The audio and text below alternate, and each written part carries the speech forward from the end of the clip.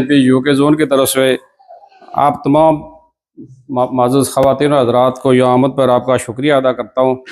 मैं UK PNP UK zone और Leeds community की तरफ से एग्ज़ाइल पार्टी चेयरमैन सरदार शौकत अली कश्मीरी साहब, central spokes person UK PNP सरदार नासिर अजीज़ खान साहब, महमूद कश्मीरी साहब, chairman Jammu Kashmir national independent alliance जनाब गुलाम हुसैन साहब, जनाब अमजद यूसुफ साहब, इशफाक साहब, जो भी यासर अराफात साहब और तमाम मेहमानों को यह आमद पर उनका शुक्रिया अदा करता हूँ। आज का जो प्रोग्राम तरतीब जनाब और प्रोफेसर फैज़ साहब भी जो तशरीफ़ फरमाए, बहुत बहुत शुक्रिया सर, आपको भी यहाँ आमद पर खुशामदीद कहते हैं। आज का जो प्रोग्राम पहला सेशन इसका कंप्लीट हुआ, जिसमें मेंबर पार्लियामेंट रिचर्ड बर्गन वो इसके उन्होंने स्पीच की। हमारा नेक्स्ट जो सेशन है इसका उन्वान है खित्ते में बदलती हुई सियासी सूरत हाल और पाकिस्तानी इंतज़ाम जम्मू कश्मीर में इंसानी हकूक़ की संगीन पामालियाँ। इस पर हमारे जो मेरे पैनलिस्ट हैं इस पर बातचीत करेंगे। सबसे पहले तो मैं जनाब सरदार तारक साहब जो हमारे प्रेसिडेंट है यूके PNP यूके जोन, उनसे गुजारिश करूंगा कि वो इस प्रोग्राम का बाकायदा आगाज़ भी करेंगे और हमारे पार्टी चेयरमैन जनाब सरदार शौकत अली कश्मीर साहब, उनकी एक लॉन्ग स्टैंडिंग पॉलिटिकल जो उनकी स्ट्रगल है खुसूसन जम्मू कश्मीर के अवाम के लिए, जम्मू कश्मीर की आज़ादी के लिए, उनका एक वाज़े और दो टोक नैरेटिव है, जिसकी बुनियाद पे मैं ये समझता हूँ कि आज बाकी जो भी हमारी तंजीमें हैं वो हमें फॉलो कर रही हैं और हमारे पार्टी चेयर जो उनका नैरेटिव था उसको फॉलो कर रही हैं। तो उनकी इसकी वसी तर उनकी खिदमत के लिए उनको शील्ड पेश की जाएगी। तो तारक साहब से गुजारिश करूँगा कि वो इसको बाकायदा जो शील्ड पेश की जाएंगी मेहमानों को, उसका वो उसके आगाज़ करें।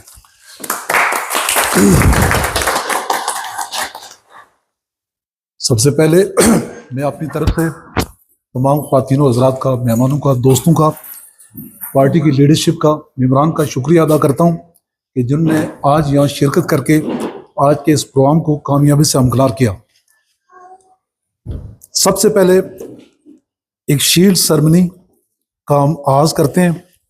इसको मुकम्मल करने के बाद बाकी प्रोग्राम की शुरुआत होगी। सबसे पहले मैं दरख्वास्त करता हूँ सरदार नासिर अजीज़ खान साहब से, जो कि हमारे पार्टी यूके PNP के मरकज़ी तर्जमान हैं और स्विट्ज़रलैंड में रिहाइश पज़ीर हैं, कि वो स्टेज पर तशरीफ़ लाएँ, ऑलरेडी स्टेज पर फरमाए हैं, और अपनी शील्ड वसूल करें। मैं सरदार अमजद यूसुफ साहब, सरदार ताहिर तिक्का साहब, नवीद खान साहब, राजा सरफराज साहब, महमूद कश्मीरी साहब, यासर अरफात साहब, सोहेल तलत साहब और दीगर पार्टी के दोस्तों से मुल्तमस हूँ कि वो यहाँ स्टेज पर तशरीफ़ लाएँ और हमारे मुअज़्ज़ज़ मेहमान को उनकी रियासत जम्मू कश्मीर की आज़ादी, तकसीम शुदा रियासत की असरनो बाली और नाम नाद आज़ाद कश्मीर के आवाम के बुनियादी इंसानी हुकूक के उसूल और अपनी सियासी पार्टी यूके PNP के लिए ग्रां कदर खिदमत सरंजाम देने पर उन्हें ये अवार्ड शील्ड पेश करते हैं जनाब नासिर अजीज़ खान साहब।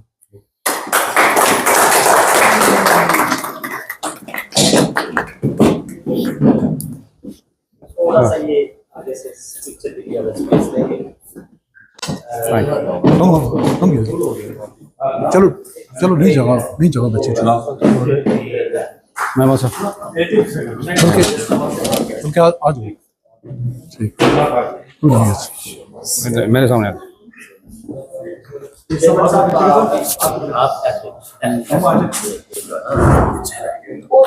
कोई मसला नहीं।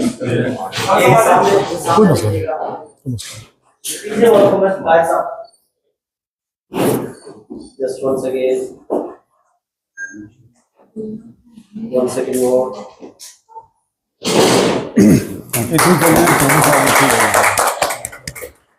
बस ठीक है मुड़ी भेजा आवाज भेजा।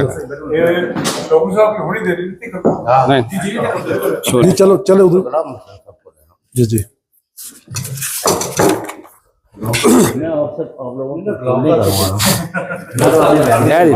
ऐदी ताहिर साहब ऐदी नहीं ताहिर साहब आप सब ठीक है एक सेकंड इधर चलो। गुलाम हसन साहब ने ऐदी सर आप इधर मीट में आइए। इशारा ऑन करो चेयरमैन साहब थोड़ा दरमियान में चाहिए सब। वो दो अच्छा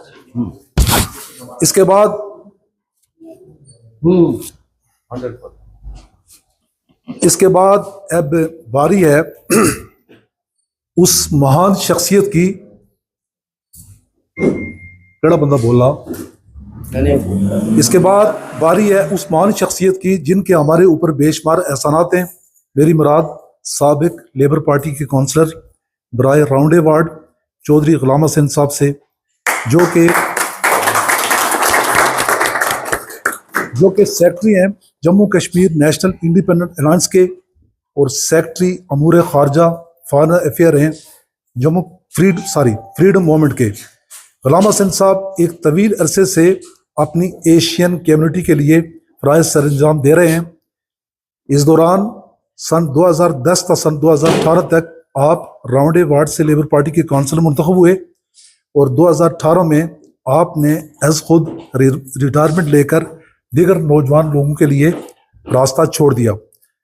सामाईन इकराम, सन 2017 में जब हमारी पार्टी यूके पीएनपी का लीड्स में मरकज़ी कन्वेंशन था तो उस वक़्त यहाँ लीड्स में हमारे ख़िलाफ़ एक भरपूर और मुनज़्ज़म कैंपेन जारी रखी गई जिसको पाकिस्तानी कौंसलेट ब्रेडफोर्ड बैक कर रहा था। यहाँ कई एक मीटिंग्स हुई, मसाजिद से ऐलान करवाए गए और लोगों को कन्वेंशन में शिरकत करने से मना किया गया। ऐसे हालात में गुलाम हसन साहब और member of parliament mister Fabian Hamilton ने हर तरह की मुखालफत को मुस्तरद करते हुए हमारे तारीखी कन्वेंशन में शिरकत करके उसे कामयाबी से हमकिनार किया। इसके अलावा आप हमारी पार्टी की तरफ से दी गई दावत पर यूएन के इंसानी हुकूक के इजलासों में अक्सर शिरकत करते रहते हैं। आज की ये शेड आपको हमेशा ये याद करवाएगी कि हम यूके पीएनपी के मेंबर्स आपकी दिलेरी और क्लियर पॉलिसी की बेइंतहा इज्जत करते हैं और आपके साथ आइंदा भी काम करने पर फख्र महसूस करेंगे। जनाब गुलाम हसन साहब। शील्ड कौन दी? ये इधर चले मैं भी आ जाता हूँ।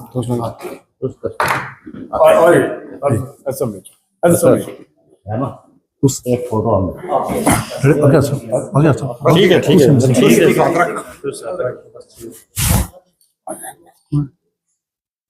ठीक है सामने देखिएगा। Just 1 second please.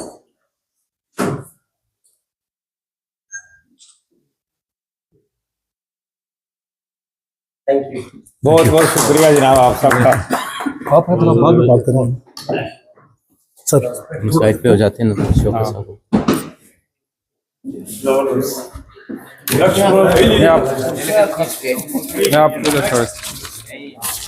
आपको हाँ कर गया जी जी।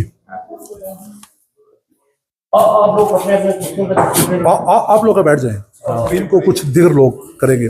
सब अपने अपनी कुर्सी बैठ जाएं। Thank you so much. जो सब आप भी एक बेशक बैठ जाएं।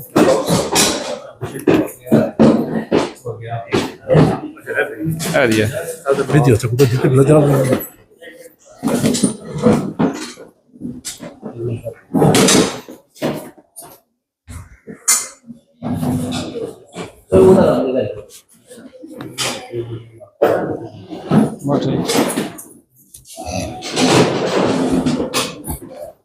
तो स्टार्ट करूं? जी जी चलो बस पिक्चर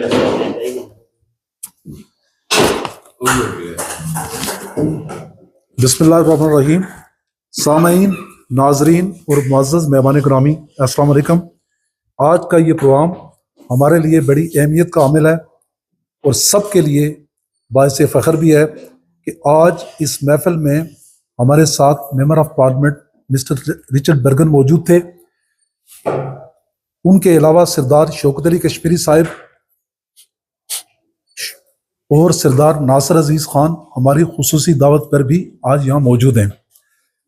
सरदार शौकत अली कश्मीरी साहब की हमेशा से ये ख्वाहिश रही है कि वो बराह रास्त हमारी कश्मीरी डायस्पोरा कम्युनिटी, हमारी फैमिलीज़ और हमारे बच्चों से गुफ्तगू कर सकें और उन्हें मुफीद मशवरे भी दे सकें। मुझे याद है कि शौकत साहब 2007-2008 से लीड्स में आना शुरू हुए थे और मोहतरम फैज़ साहब के घर उनका क़याम होता था। ये वो वक्त था जब यहाँ मौजूद कश्मीरी दोस्तों से वो करीबी ताल्लुक़ कायम कर रहे थे। उन दिनों हमारे बेशुमार दोस्त जो आज, जिनमें से आज कुछ यहाँ इस हाल में भी मौजूद हैं, बेहद मुश्किलात का शिकार हुआ करते थे, मगर सरदार शौकत अली कश्मीरी साहब ने हम सब की उस मुश्किल वक्त में भरपूर हौसला अफजाई की। जब भी कोई सियासी पनाह का केस दरपेश होता तो वो अपनी रहनुमाई और तावन पेश करते। उन्होंने हमेशा ये बात कही कि हर कश्मीरी, ख्वाह वो किसी भी सियासी जमात से ताल्लुक़ रखता हो, किसी भी स्कूल ऑफ थाट से ताल्लुक़ रखता हो, अगर वो मजलूम है, ज़रूरतमंद है, तो उसकी ज़रूर मदद की जाए। आपकी मुसलसल रहनुमाई, हौसला अफजाई और सपोर्ट की बदौलत सिर्फ लीड्स में आज 25 से 30 कश्मीरी फैमिलीज़ आबाद हैं, जिनके केसेस UKPNP की मुसलसल रहनुमाई और मदद से हुए। और इसके साथ साथ मैं ये भी कहना चाहता हूँ कि बरतानिया भर में तकरीबन 500 से ज़्यादा फैमिलीज़ आबाद हैं। इसके अलावा जबकि यूरोप, अमेरिका, कनाडा में हज़ारों कश्मीरी उनकी कोशिशों से सेटल हो चुके हैं। उनके अहले खाना भी फैमिली रीयूनियन के कानून के तहत यहाँ के मुस्तकिल शहरी हैं और आज उनके बच्चे दुनिया के बेहतरीन स्कूलों, कॉलेजों और यूनिवर्सिटीज़ में मुफ्त और मियारी तालीम हासिल कर रहे हैं। इसके बरक्स पाकिस्तान से स्टूडेंट वीज़े पे आने वाले तलबा को कम अज़ कम 50 लाख रुपए से ज़ायद रकम खर्च करना पड़ती है और साथ ही साथ मुलाजमत भी करनी पड़ती है और फीसें इंस्टॉलमेंट में यानी किस्तों में अदा करनी पड़ती हैं। मैं समझता हूँ कि UKPNP का कश्मीरी कौम पर बहुत बड़ा एहसान है और सरदार शौकत अली कश्मीरी साहब के विजन, कुर्बानी और गैर मामूली खिदमात की बदौलत ये सब कुछ मुमकिन हो सका। नामनाद आज़ाद कश्मीर में तो एक सरकारी नौकरी या तबादले के लिए सारी ज़िंदगी सिफारिशों के पीछे दौड़ना पड़ता है और फिर वोट की शक्ल में नस्लों तक उसकी कीमत अदा करनी पड़ती है। लेकिन यहाँ हमें इंसाफ, तालीम और रोज़गार की बेहतर सहूलतें मिली हैं। ये सब सरदार शौकत अली कश्मीरी साहब के बयानिया की कामयाबी है। सामीन इकराम, ये वो बयानिया नैरेटिव है जिसे बरतानिया समेत दुनिया भर के ममालिक के होम ऑफिस तस्लीम कर रहे हैं। 90 की दहाई में इस बयानिए को उजागर करने के लिए जो कुर्बानियाँ सरदार शौकत अली कश्मीरी साहब और उनके ख़ानदान ने दी हैं, हम सब उनसे वाकिफ़ हैं। उन्हें अपने वतन से जलावतनी इख्तियार करनी पड़ी और अपने वालिदैन और बहन भाइयों के जनाजों में भी शिरकत की इजाज़त न मिल सकी और वो उन्हें कंधा भी न दे सके। आज लीड्स की डायस्पोरा कश्मीरी कम्युनिटी सरदार शौकत अली कश्मीरी साहब को उनकी मादरे वतन की आज़ादी, रियासत जम्मू कश्मीर की खुद मुख्तारी और रीयूनिफिकेशन और आवाम के बुनियादी इंसानी हकूक़ की हमायत में उठाई गई आवाज़ पर आपको भरपूर खराज तहसीन पेश करते हैं।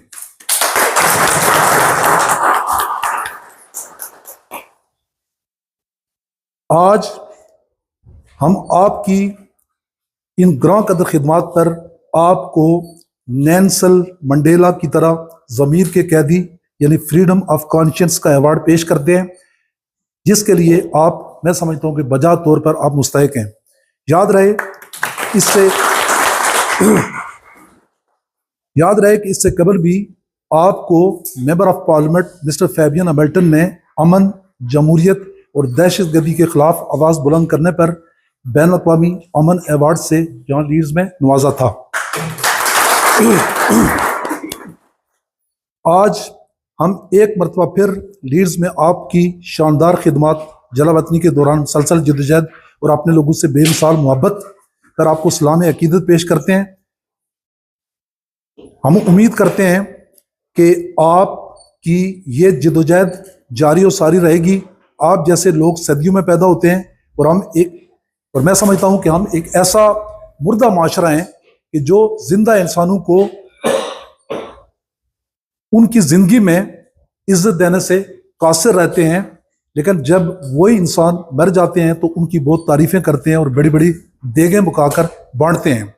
लेकिन अल्हम्दुलिल्लाह लीड्स की कश्मीरी डायस्पोरा कम्युनिटी ने इस रवायत को तोड़ा है।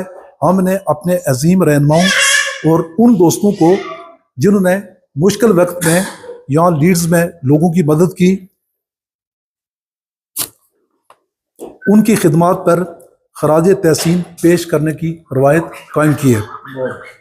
आखिर में मैं लीड्स की डायस्पोरा कश्मीरी कम्युनिटी की अपनी मुअज़्ज़ज़ बहनों बेटियों से दरख्वास्त करता हूँ कि वो स्टेज पर तशरीफ़ लाएं और सब मिलकर सरदार शौकत अली कश्मीरी साहब को ये अवार्ड शील्ड पेश करें।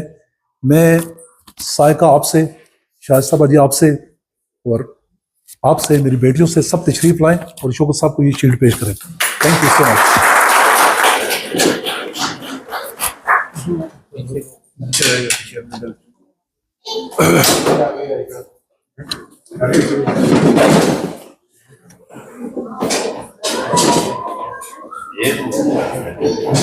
दूसरी अच्छा उठी बेशक, अच्छा उठी।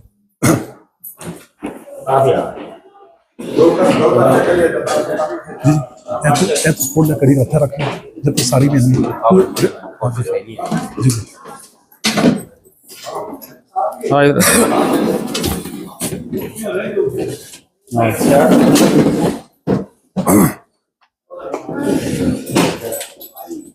थोड़ा जरा रेड़ा छोड़, थोड़ी जरा रेड़ा छोड़, थोड़ी जरा रेड़ा छोड़, थोड़ी जरा रेड़ा छोड़। जी जी सायका सारियां ठीक है, उस बिल्कुल लेने की पेश करा।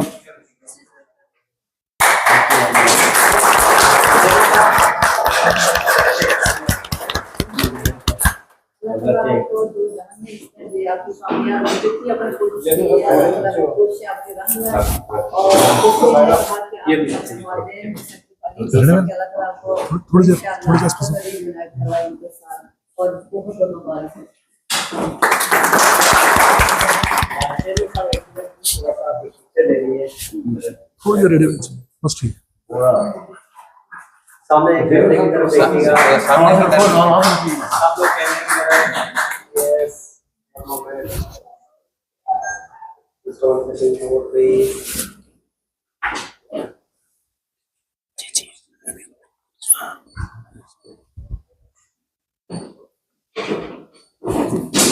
सेकंड लास्ट कल कर दिया शो सबसे पहले। Thank you. ठीक है, तुझ पे जा।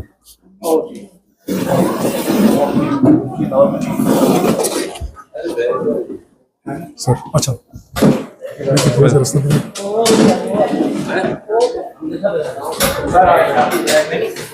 भेजो सर।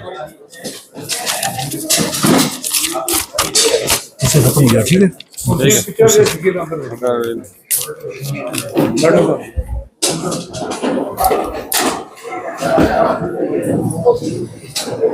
तू साहब उठे ना नजर है क्या वो काम दी तू थोड़ी नहीं एक मिनट रहा ना वो कुर्सी बहुत शुक्रिया एक दफ़ा फिर तमाम मेहमानों का यहाँ आमद पर मैं उनका शुक्रिया अदा करता हूँ।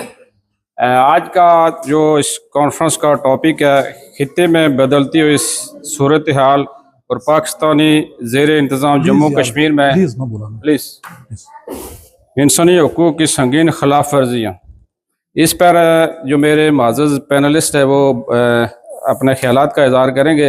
मेरे फर्स्ट जो मुकर्रर हैं जनाब ग़ुलाम हुसैन साहब जो एक्स काउंसलर हैं और कश्मीर फ्रीडम मूवमेंट के फॉरेन अफेयर कमेटी के हेड भी हैं। मैं उनसे गुजारिश करूंगा कि सर आप प्लीज़ ऑडियंस से खिताब करें। बिस्मिल्लाहिर्रहमानिर्रहीम।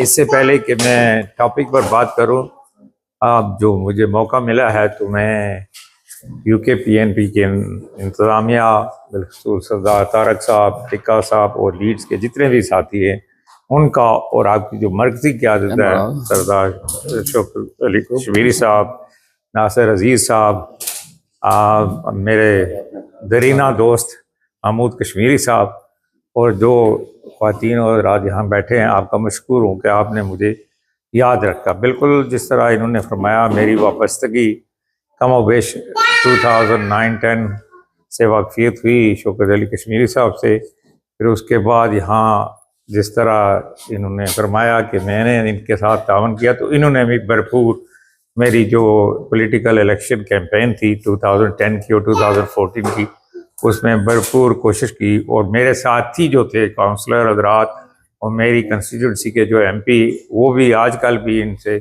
मिलजुल कर काम करते हैं। फेबियन हैमिल्टन साहब, उनकी कैंपेन के लिए, फिर बाद में रिचर्ड बर्गर की कैंपेन के लिए बहुत बड़ा काम किया। तो लेबर पार्टी में एक इनका अपना मकाम भी बन गया है। वो बड़ा रास्त जिस तरह अब ये वहाँ कॉन्फ्रेंसेस बुक कराते हैं, वो यही तरीका कार है। किसी ने यहाँ सवाल पूछा था सोहेल साहब ने कि यंग लोग जो आगे सियासत में आना चाहते हैं उनको क्या करना चाहिए। तो इस पर मैं किसी टाइम बाद में 1-to-1 या किसी ग्रुप में बैठकर आप, क्योंकि मैं 11-12 साल की उम्र में यहाँ आया था, 16 साल की उम्र में मैंने लेबर पार्टी ज्वाइन की थी और काफ़ी लंबा सफ़र है मेरा पार्टी का भी। मगर बदकिस्मती से कुछ घरेलू हालात ऐसे थे मेरी फैमिली में, एक के बाद दीगरे, वाले साहब की, फिर बड़े भाई की जो सरपरस्त से डेथ हो गई, तो और ज़िम्मेदारी की वजह से मैं उस वक्त कुछ अरसे के लिए जो पॉलिटिकल डायरेक्ट रूट था उसको मुझे मुलतवी करना पड़ा। फिर मगर मुझे ऐसा गवर्नमेंट में बहुत सीनियर मैनेजमेंट था और इक्वल अपॉर्चुनिटी पर काम किया ताकि जो एथनिक माइनॉरिटीज़ हैं, ख्वातीन हैं, डिसेबल लोग हैं, उनके हकूक़ के लिए। तो 25 साल की मेरी सर्विस थी। उस सर्विस के दौरान प्रोफेसर फैज़ साहब भी मेरे साथ शामिल रहे कुछ अर्सा। एक प्रोजेक्ट में चला रहा था वॉलंटरी के पास, तो इसी तरह सफ़र चलता रहा। तो बहुत सारी चीज़ें हैं जिस पर बात की जा सकती है, मगर आज का टॉपिक जो है वो ह्यूमन राइट्स इन पाकिस्तान ऑक्यूपाइड कश्मीर, यही है जी, ह्यूमन राइट और ऑन गोइंग सिचुएशन। तो इसके लिए हम बहुत दफ़ा बात कर चुके हैं और पिछले 2 साल से गालबन वहाँ जो अवामी तहरीक है वो भी एक ऑर्गेनाइज अंदाज में काम करती रही है और अब भी कर रही है। मगर कुछ प्रॉब्लम छोटे मोटे तो हल हुए। जिस तरह पहले दोस्तों ने फरमाया कि जो शौकत कश्मीरी साहब का नज़रिया था कि वहाँ जो लोगों के हकूक़ हैं, आपने जो अपनी हुकूमत तक या अपने इलाके तक या अपने अदारों तक है, उनके लिए तो जदोजहद की जाए। पूरी कश्मीर की राइट ऑफ सेल्फ डिटर्मिनेशन और अल्टीमेट आज़ादी के लिए तो हम काम कर रहे हैं, वो तो अल्टीमेट हमारी टारगेट है ही। तो अब जब मैं हमारी कहता हूँ, सब कश्मीरियों को यही है, सिर्फ ये है कि कोई और तरीके से बात करता है, कोई और तरीके से, जिस तरह ये बेबाक होकर बात करते हैं, सारे नहीं करते। तो चाहते तो सभी हैं, मगर ये है कि कुछ न कुछ प्रॉब्लम आड़े आ जाते हैं। मसलन बेसिक जो ह्यूमन राइट्स हैं, आज़ाद कश्मीर में अगर आप इलेक्शन लड़ना चाहते हैं, तो किसी पार्टी का मेंबर बनना चाहते हैं या आप अपनी पार्टी रजिस्टर करवाना चाहते हैं, तो वो नहीं हो सकती। इसलिए हाँ, उन लोगों के लिए जो ये नज़रिया रखते हैं कि कश्मीर बनेगा खुद मुख्तार, पहले पार्टी रजिस्टर हो सकती थी, अब 2020 जो पार्टी रजिस्ट्रेशन एक्ट है उसमें तरमीम लाकर उसको भी ख़त्म कर दिया गया। अगर इनफरादी तौर पर कोई कैंडिडेट खड़ा होता है तो उसको भी ये अंडरटेकिंग इन राइटिंग देनी पड़ती है कि हम जो है इलाके कश्मीर जो इलाके पाकिस्तान है उसके हामी, अगर वो नहीं करते तो आपको टिकट नहीं मिलता। तो अगर आपका नज़रिया ये है किसी पार्टी से हटकर भी आप टिकट लेते हैं, तो जाहिर है कि उसके टिकट के अप्रूवल में रोड़े अटकाए जाते हैं, उसको रिजेक्ट किया जाता है, तो बहुत सारी मुश्किलात हैं। और जो हमारे लीडर हजरात किसी न किसी पार्टी से, आजकल वो पार्टियां भी जो है आज़ाद कश्मीर की पार्टियां नहीं है, वो इम्पोज्ड पार्टीज है। पीपल्स पार्टी हो, मुस्लिम लीग नून हो, तो वो जब उनकी तरफ से आते हैं तो ज़ाहिर क्या उनका मैंडेट लेकर आते हैं, उनका अप्रूवल लेकर आते हैं, उनकी मर्जी से आते हैं, तो जाहिर है वो खुलकर अपने लोगों के हमायत की बात चाहते हुए भी नहीं कर सकते। तो इसलिए हमें ये बेसिक चीज़ें जो है इनकी आज़ादी नहीं है। और जो वहाँ की हुकूमत है उस पर लैंड गवर्नमेंट, बाकी साथी भी शायद इस पर बात करें, लैंड ऑफिसर्स, जो ऑफिसर बाहर से इम्पोज किए गए, मसलन आईजी का ओहदा जो है पुलिस का सबसे बड़ा ओहदा है, वो किसी आज़ाद कश्मीर के ऑफिसर को नहीं मिलता, अगरचे वो प्रोग्रेस करके जाते हैं इंस्पेक्टर, एसपी, डीआईजी तक पहुंच जाते हैं, मगर उसके बाद जो आईजी का होता है वो नहीं कर सकते। इसी तरीके से चीफ सेक्रेटरी जो है वो भी पाकिस्तान का होता है। तो पिछले दिनों में मेरे एक दोस्त सियासतदान हैं जो पार्टी में हैं, उनके हवाले से कोई बात कर रहा था कि जब हमारे एक और दोस्त प्राइम मिनिस्टर से, उस दौर की बात है कि उनका एक चीफ सेक्रेटरी साहब से इख्तिलाफ हो गया, तो वो चाहते थे प्राइम मिनिस्टर साहब कि ये ज्यादतियाँ कर रहे हैं, इनको यहाँ से ट्रांसफ़र किया जाए या इनको डिमोट किया जाए या कोई इस पर एक्शन लिया जाए। तो बिल्कुल वो पूरा अपना जोर लगाया उन्होंने, मगर कुछ भी नहीं कर सके, क्योंकि प्राइम मिनिस्टर की इतनी पावर नहीं है वहाँ जितनी जो है चीफ सेक्रेटरी की है। और चीफ सेक्रेटरी जो है उसको फुल बैकिंग है पाकिस्तान गवर्नमेंट की। तो ये सारे प्रॉब्लम हैं।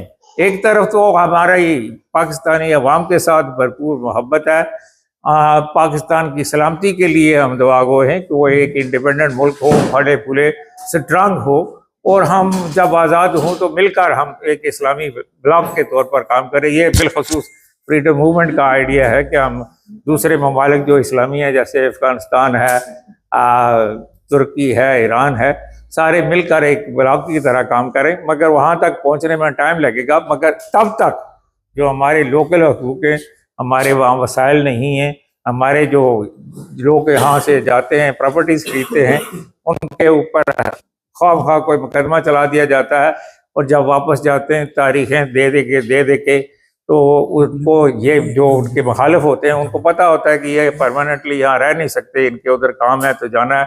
तो ये सारी चीज़ें वादे किए जाते हैं हमसे कि वहाँ स्पेशल अदालतें होगी, फास्ट ट्रैक होगा, ये होगा। तो या जैसा मेरे दोस्त ने कहा था कि उधर भी एक्सट्रीम राइट या हकूक़ की हमें जदोजहद करनी पड़ती है, और इधर भी। बहरहाल ये मोटी मोटी बातें हैं, मुझसे बेहतर जो मेरे पास स्पीकर आएंगे इंशाल्लाह इस पर रोशनी डालेंगे। तो आपका इत्मीनान से सुनने का एक बार शुक्रिया। Thank you very much. बहुत शुक्रिया जनाब गुलाम हुसैन साहब। हम लोकल कम्युनिटी की आपकी बड़ी खिदमत है, यकीनन आपको खराज अकीदत पेश करते, खराज तहसीन पेश करते। तो इसके बाद मेरे नेक्स्ट मुकर्रर है जनाब महमूद अहमद कश्मीरी साहब, जो चेयरमैन है Jammu Kashmir national independent alliance. मैं उनसे गुजारिश करूंगा कि वो खिताब करें। बहुत शुक्रिया सेक्रेटरी साहब। मैं आज बड़ा खुश हूँ कि UKPNP ने जेडे अवार्ड दिते ने इतने जो लोकल MP एडिटर थोड़े दोस्त JK नईन ने सेक्रेटरी गुलाम हुसैन साहब, और इस तरीके शौकत कश्मीरी साहब, जिन्होंने जी बड़ी लंबी स्ट्रगल है, जिन्हें की 2 दफ़ा जो है पाकिस्तानी सिक्योरिटी एजेंसी का किडनैप भी किया। नासर अजीज खान साहब जोड़े बड़े एक्टिव ने, खासकर इतने UN यूनाइटेड नेशन, और ये चीज़ होनी है कि कोई जिंदा हुआ है तो उसने कमेरी तारीफ की है, उसको मेरी वैल्यू हो रही आवाज़, क्योंकि असल सोसाइटी माशरे में जिस जब तक कोई जिंदा रहना है तो उसकी अच्छिया लोगों ने याद नहीं किया जाना, वो जैसे मरना है तो फिर बेशुमार लोग उठें जी के बड़ा अच्छा इंसान सी, वतन वास्ते लोगों वास्ते उसकी बड़ी जदोजहद सी, तो यह कि जिंदगी एक काम किया जाए तो बहुत अच्छा होगा। तो मौजूद ख्वातीन हज़रात, क्योंकि जो रियासत जम्मू कश्मीर है ये सारी की सारी रियासत तो मकबूजा है, और पूरी रियासत के अंदर इंसानी हकूक की बदतरीन पामारी हुई और असा लोग जितने भी हाँ रियासत जम्मू कश्मीर तो बाद असानी एक कौमी जिम्मेदारी है कि जड़ा भी असें कोई प्लेटफॉर्म मिला है उत्थे असा अपनी रियासत की आज़ादी की रियासत ने लोगों की इज्जत वकार की आवाज़ बुलंद करना, क्योंकि असा सारे तल्लक जड़ा है वो पाकिस्तान ने जो ज़ेर इंतज़ाम जम्मू कश्मीर है उससे ना तल्लक है। और असा ज़्यादातर फोकस ये करने कि पाकिस्तान जड़ा है एक तरफ ये गल आखना लगे जी कि जम्मू कश्मीर ने लोगों की आके खुद अर्दियत मिलना चाहिए। दूसरी तरफ इतनी पाबंदियां ने जिस तरीके गुलाम साहब ने जिक्र किया कि अगर तुम अपनी पार्टी की रजिस्टर कराने हो इलेक्शन जाने वास्ते, अगर तुम खुद मुख्तार जम्मू कश्मीर की गल कर रहे हो तो तुसें कोई रजिस्टर नहीं करना। और भी पता है कि एक पार्टी ने बाकायदा जी बड़ी फीस सी वो भी पे की थी, तो उन्होंने डिमांड ये सी कि तुसाने जेडे कोई 200-250 मैंबर है पार्टी का उन्होंने शनाख्ती कार्ड भी दो ताकि असें पता चला क्या कुछ है। उन्हें सारी मालूमात खरीदा भी फिर भी पार्टी की रजिस्टर नहीं है। तो गल करने का मकसद यह है कि असा की इस आज़ाद कश्मीर के अंदर जिसकी आगा जाना जी आज़ाद कश्मीर है, अगर तुम जुल्म जबर तकना तो सब मकबूजा कश्मीर चाहिए या वो सारे जो आज़ाद कश्मीर असम्बली के अंदर जड़े मैंबर असम्बली वजीर बशीर सारे बैठे ने उन्होंने गफ्तगू ही होगी। मगर असा ये लाने पर लगे जी कि मकबूजा कश्मीर जड़ा है उत्थे तो असा जब थोड़ी गे ना ही असें जब से जान दिता असा जितना ऋण है जिसकी तुम आज़ाद कश्मीर आने हो, इस आज़ाद कश्मीर के अंदर जी बुनियादी इंसानी जरूरियात ने चीज़ों वो मुयसर किया है। और जड़ा भी इसने कोई गल करना तो उसकी यह आगे जाना मैंने गया कि इंडिया एजेंट है ताकि लोग खामोशी इख्तियार करी जान तो जड़ा इन्होंने जुल्म और जबर का जो सिलसिला है कोई चलना रहा है तो उसने खिलाफ कोई आवाज़ बुलंद ना करे। तो हमारा ख्याल है कि वक्त जड़ा है वो बहुत अगर निकल चुका है। रियासत के जम्मू कश्मीर के लोग जड़े ने खासकर नौजवान उन्हें तालीम हासिल की है, उन्होंने अंदर शौरी बेदारी आई है, उन्हें पता चली गया कि हक सच क्या है तुसा अपने हक वास्ते जी तुसा आवाज़ बुलंद करने हो उसने वास्ते अच्छा कि किहड़ा तरीका कार इख्तियार करना चाहिए। कुछ अर्सा पहले बिजली जी है वो साड़ी अपनी रियासत नहीं है, पानी जड़ा है वो भी साड़ी अपनी रियासत ना है। तो उस बिजली ने असूल वास्ते है कि असें की बिजली सस्ती दी दी है। तो पाकिस्तान ने जी रेंजर सी पाकिस्तानी हुकूमत उन्हें भेजा 3.5 नौजवान जड़े उन्हें पाकिस्तानी रेंजर जी है उन्हें गोलियां मार के शहीद करी ओड़े। एक पुलिस ऑफिसर से जरा मीरपुर तो अकालगढ़ ने मुकाम पर उसी भी कत्ल किया गया, शहीद कर दिया गया। और सवाल यह पैदा होना कि असा लोग क्या करा, असा ने हथा कोई बंदूक नहीं है, असा की तहरीक पुरअमन है। असा चाहते हैं कि इस पूरी रियासत जम्मू कश्मीर के अंदर लोगों की पुरअमन जिंदगी गुजारने का हक दिता जाए, मगर वो नहीं दिता जा रहा। हूँ चीज़ इस तरीके है कि असा पुरअमन हो तो फिर भी साढ़े जड़े साथी ने उन्होंने गोलियां नाल उड़ाया जाना, उन्होंने कत्ल किया जाना, असा क्या करो। असा हर हालत में हर जुल्म और जबर की सेसा असा जनाब पुरअमन तहरीकी जड़ा हर हाल च जारी रखसा। इस वजह तो खासकर जोड़े असा बरतानिया च तकरीबन 1 मिलियन तो ज़्यादा रियासत जम्मू कश्मीर के लोग इतना बैठे।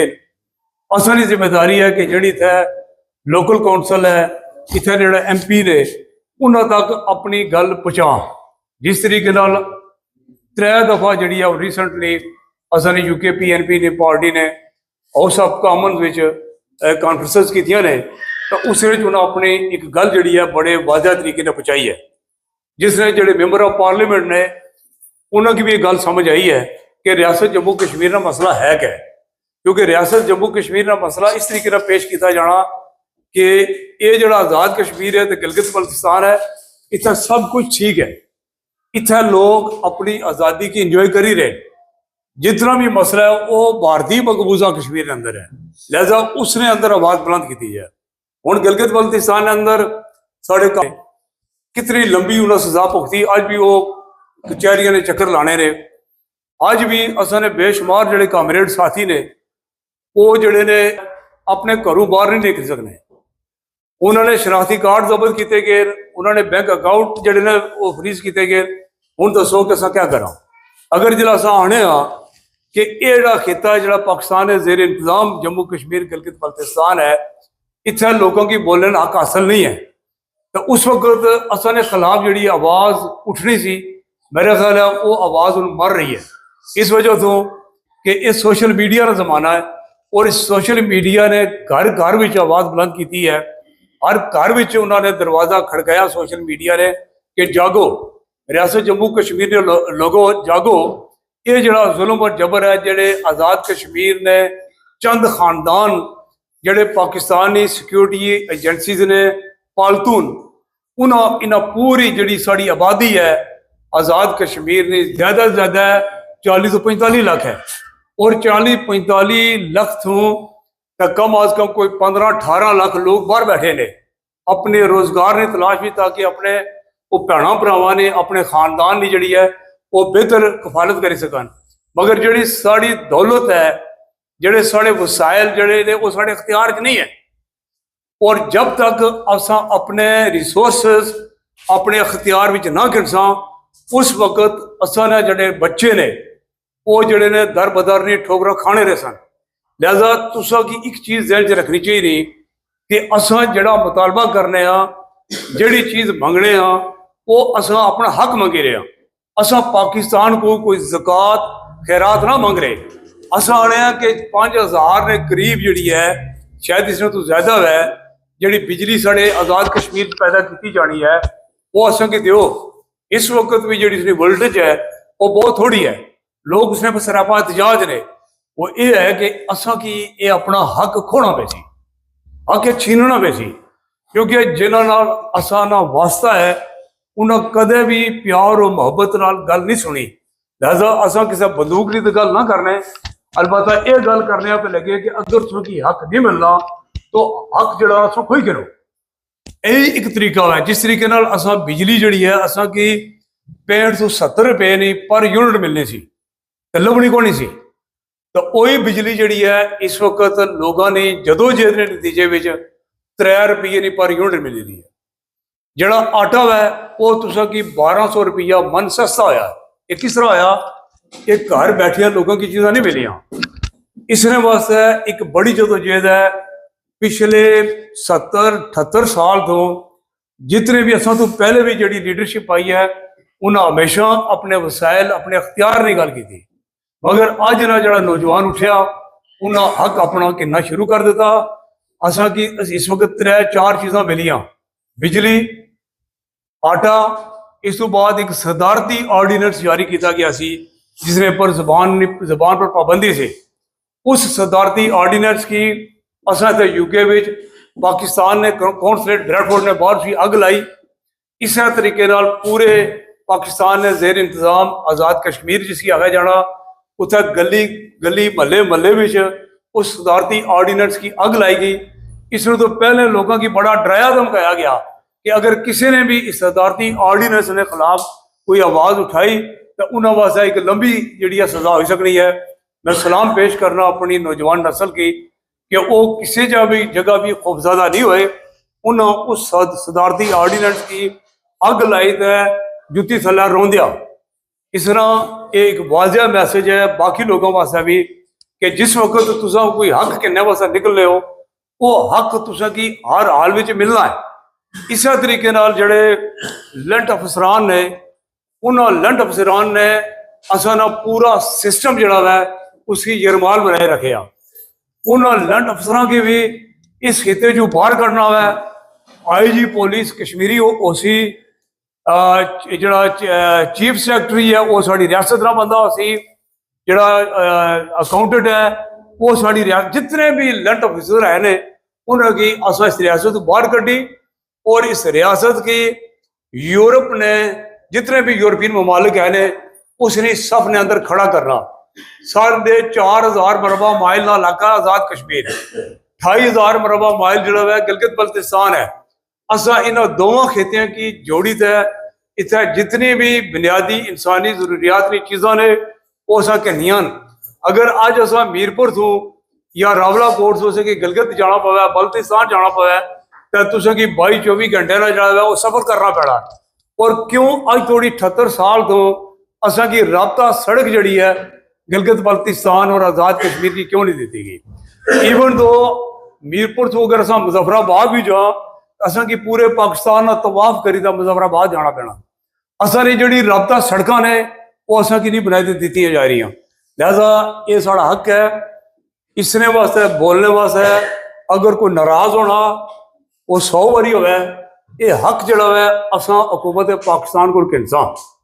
इस तरह तलक इंडिया की हुकूमत नाल नहीं है, इस तरह तलक हुकूमत पाकिस्तान नाल है। साड़ी लड़ाई आज़ाद कश्मीर गिलगित बल्तिस्तान है लोगों की लड़ाई हुकूमत पाकिस्तान नाल है। और जड़ी इत्थे नाम नहाद किस्म की हुकूमत बैठी है जिसने पूरी फौज है वजीरा मशीरा ने। इस तरीके नाल जड़ा इंडियन जड़ा ज़ेर इंतजाम जम्मू कश्मीर है उन्होंने हक है कि वो इंडियन गवर्नमेंट ने खिलाफ जदोजहद करन वो अपने जड़े वसाइल अख्तियार अपना हक गिनन।